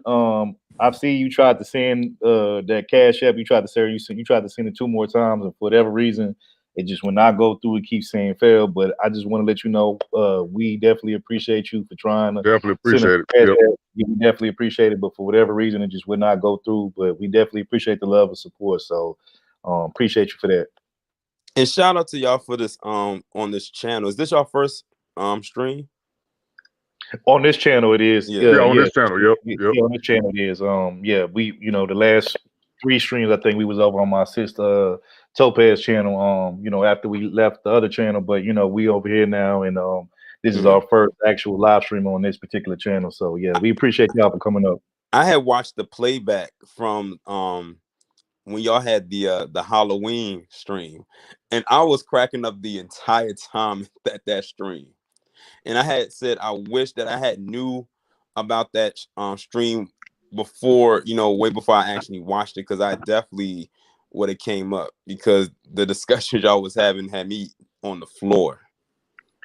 Hey man, we appreciate it, bro. That's how we do it. Hey man, the one thing that I think I want people to know about, me, Third World Columbia, Kenny Conjo, Brandon Tegamael and Topaz is that, all of us is cool, you know what I'm saying? And it's we kind of like a family and whatnot. And, we kind of want it to be like a family type of vibe where you could come, we could have serious conversations, informational conversations, but we could also chop it up sometime and have, leisure conversations where we can kind of laugh, crack jokes, that type of thing. So we try to just be as versatile over here as we can and try to, give a little bit of everything. So, yeah, man, definitely. Anytime you or anybody else want to come through and hop on the panel, or even if you just want to stay down in the chat and, listen to what we got to say, man, we definitely appreciate it, and we definitely encourage you. So appreciate you, bro, for that, man, for real. And like I said, we try to just, have fun over here more than anything. Try to make sure you guys have fun with us. And we just say third word, no fuckery over here. Make sure they keep that bullshit out of here.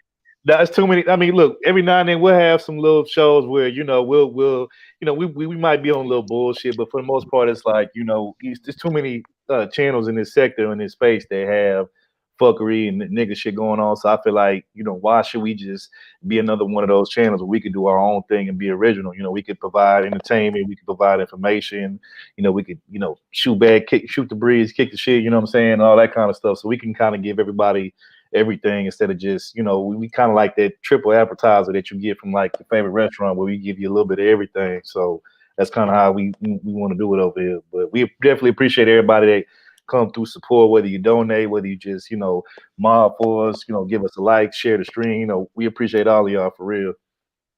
Yes, I can't wait to see the growth that comes from this channel. And I always like to put like a stamp on wherever I go, like on people's panels or anything like that, especially if they're a small channel growing, mainly because I know what it was like to be a small channel at one point.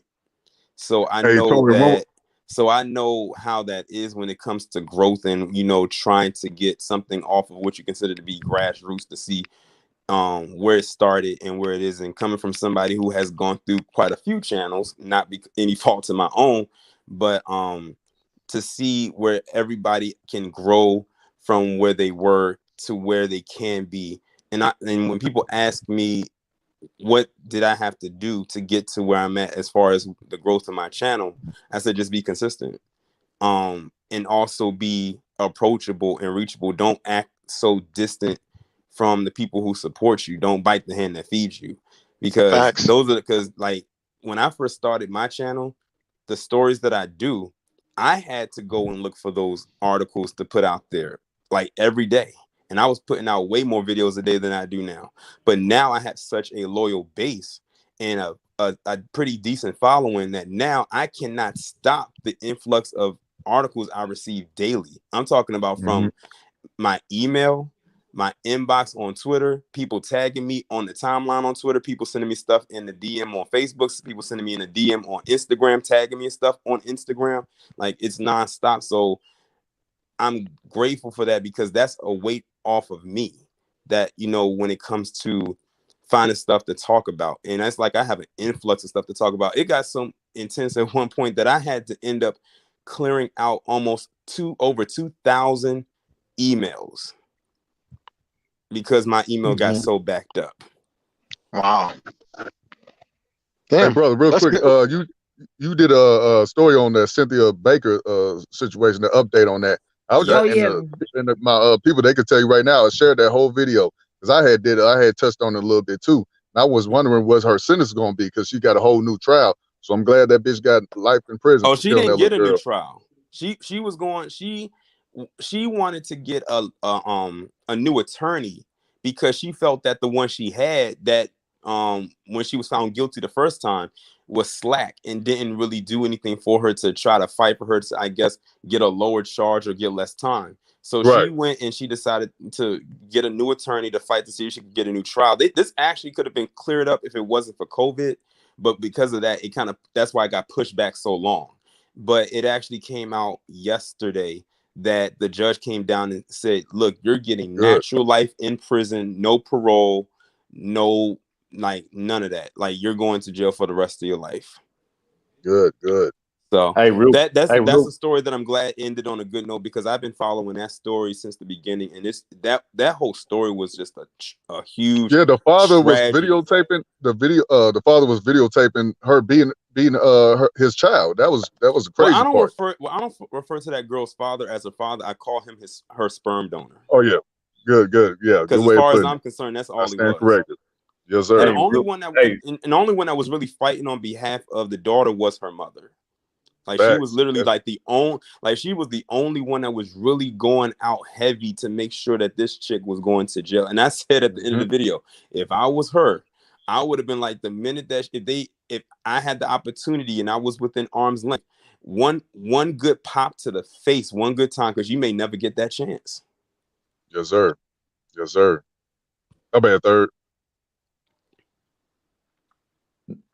No, I was going to say, I was going to say, the one story that Torian touched on, I think we touched on it on the old channel that we used to be on, was that Sweetie Pies thing, man. That was crazy. When you touched on it, I was like, man, I'm like, I see how we weren't the only one that thought about it. I think, if I'm not mistaken, you might have touched on it first. I think you might have touched on it first. I think you did you do a premiere, or was it a live? I might have. I think you did a premiere on it. They might have put premiere in a regular pre-recorded video. It was a premiere, and what was crazy about it is, I actually was a fan of that show. Like, I used to watch that show when it came on, like, years ago. I used to watch that show, and I used to always be like, man, that's what's up. A black owned business. You know what I'm saying? That a mother passed down to to her son, and he's making franchises of it now in other states and cities and whatnot. So I was like cheering on and was rooting for that. And then when that whole situation and story in the news line came out about him basically getting his own nephew set up and murdered, I mean, that just was like, I was like, man, like this got to be fake. Like, I didn't even want to believe it at first. I'm like, are you serious? And then they was like, nah, this is serious. I'm like, damn, bro. I'm like, so like dudes is actually putting professional hits. Well, not professional, but they putting hits on they kinfolk just to get some damn insurance money. Insurance money, yeah. just so he, and then what was crazy is he never even got the insurance money. So it's like you killed your nephew for nothing. You know what I'm saying? You put it, you got somebody to set him up, got him killed, and you didn't even get the insurance money. Number one. Number two, what I was thinking of the whole time is like, ain't y'all successful money and millionaires? Like, what the hell you need? I think it was like the insurance plan was like 400 grand. Like, what do you need 400 grand for if you worth millions? And I'm like, if people just that damn greedy the way you already got millions and you want more, and to the point where you willing to sacrifice your own people for some damn money, like this shit didn't even make no sense to me, bro. And it still don't now. And I'm just like, I can't believe this shit, bro. Well, to go even further into that, him and a nephew never had a good relationship. Like, there was always bad blood there. Like, the nephew would always go and tell the grandmother, which was his mother, how badly like he would treat him, how he would talk down to him, verbally abuse him and everything like that. Like, I think there was a couple episodes that even touched on that. And then what was even so crazy is the fact that, after he killed him or had him killed, he basically tried to blame it on maybe something gang related, because they said that the nephew came and stayed with them because he was about to get mixed in with the quote unquote bad crowd. So it was trying to get him out of that element, and they were trying to make it seem like it was a hit or something like that. And they kept that on going for a few years because, they just found out that he was the one that was responsible for that. And he already had a criminal record to begin with. Like, this guy just could not get right at all. And then hearing other stories about how he was mismanaging business and opening up a shop in California without telling his mother. Like, the guy is just like he has no redeemable qualities whatsoever. And real quick, I wanted to add to that just real quick. What kind of hit home for me with that story was that everybody knows that the Sweetie Pies family, they're originally from St. Louis, right?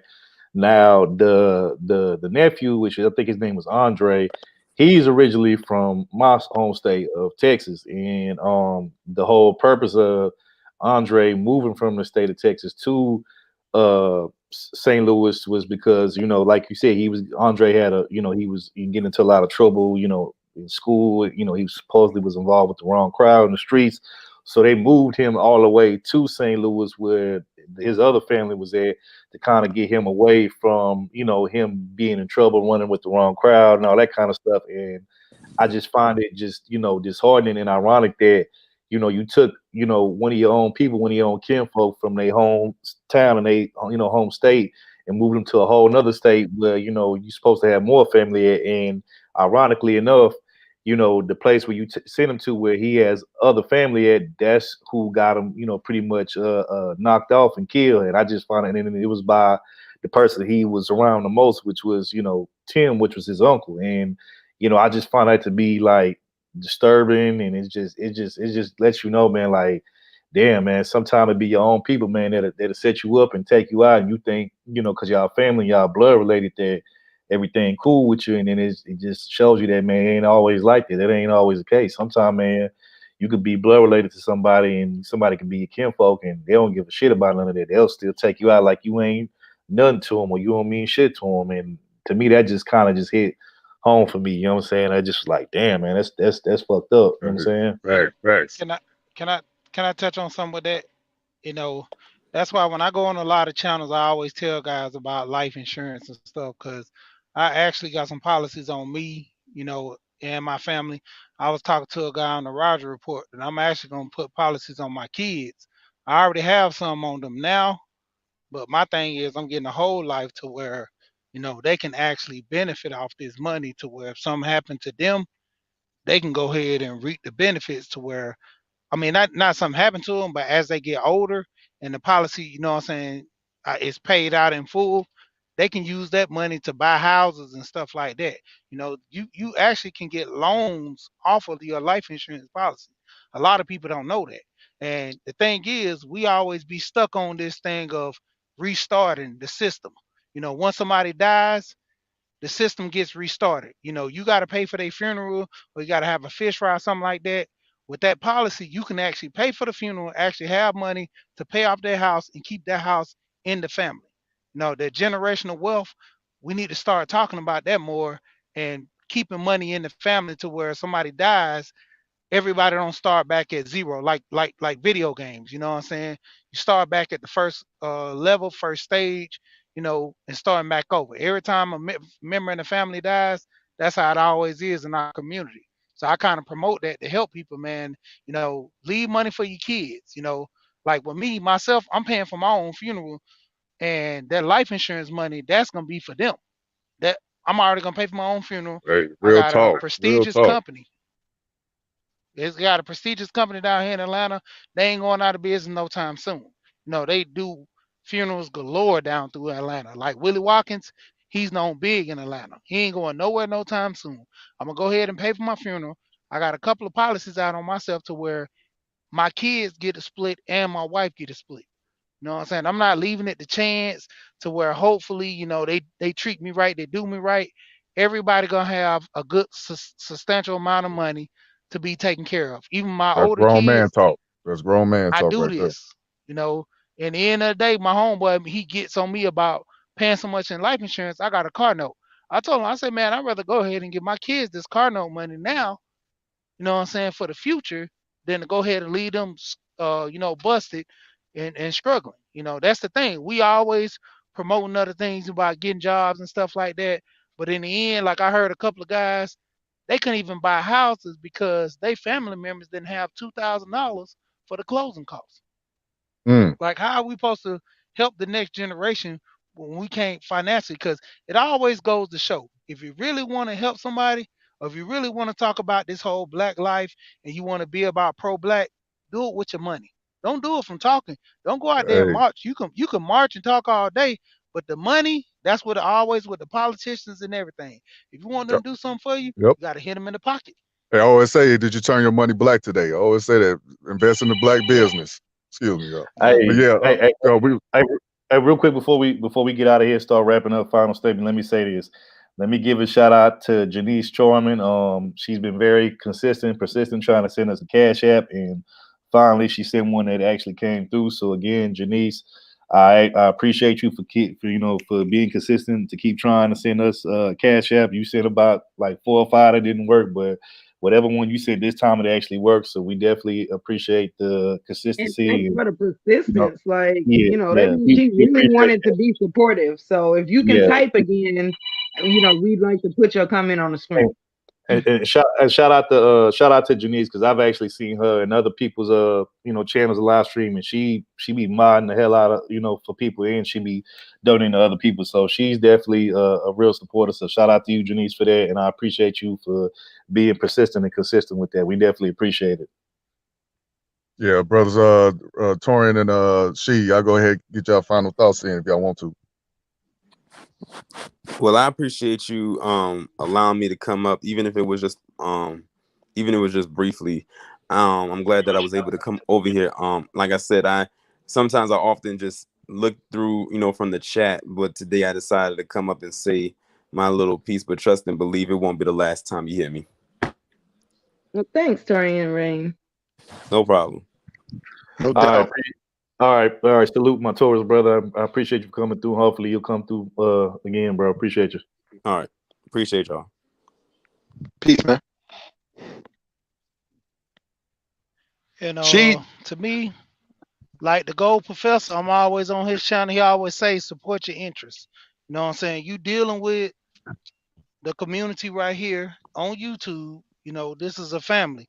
A lot of channels are on here.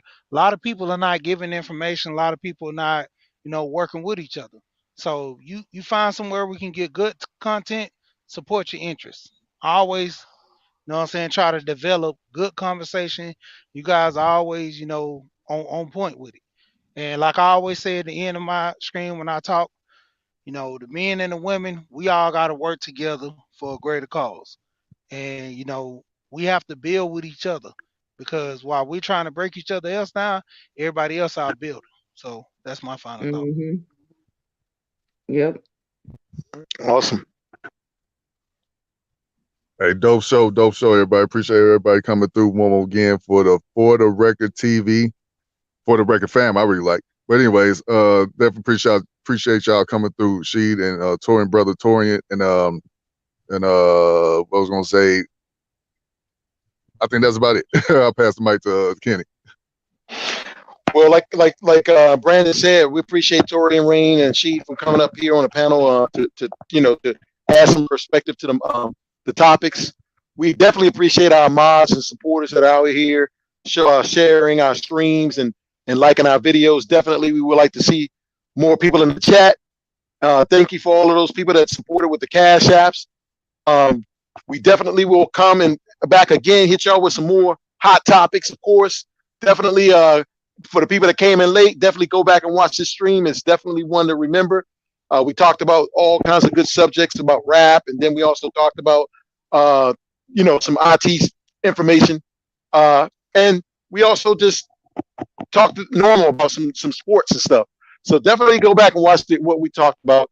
Thank you for coming through. As always, peace to everyone. Have a good weekend. That's it.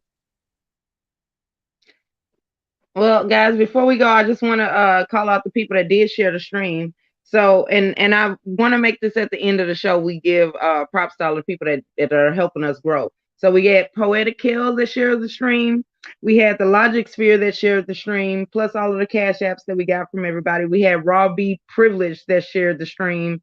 And we also had Cool Gent 87 that shared the stream. We also got a few more subs to the channel. Thank y'all so much. We appreciate everything y'all do, and we will definitely be putting all of that support that y'all give us back into the channel. Thank y'all so much. And let me say this, shout out to everybody that came through, everybody that's in the chat. Shout out to the whole for the Record TV Mod Squad. Appreciate y'all. It's always love when y'all come through, sharing our streams, when you share the different links and stuff like that. We definitely appreciate it. Shout out to all the supporters, the people that hit the Cash App. We definitely appreciate it. It's much appreciated, and we definitely don't take it for granted. And let me give a shout out to all the people who hit the Cash App. So I want to give a shout out to my bro Darflow IQ. Appreciate you for the Cash App, bro. Shout out to Doug. We definitely appreciate you for the Cash App. You always showing love. Shout out to Great Britain for the Cash App.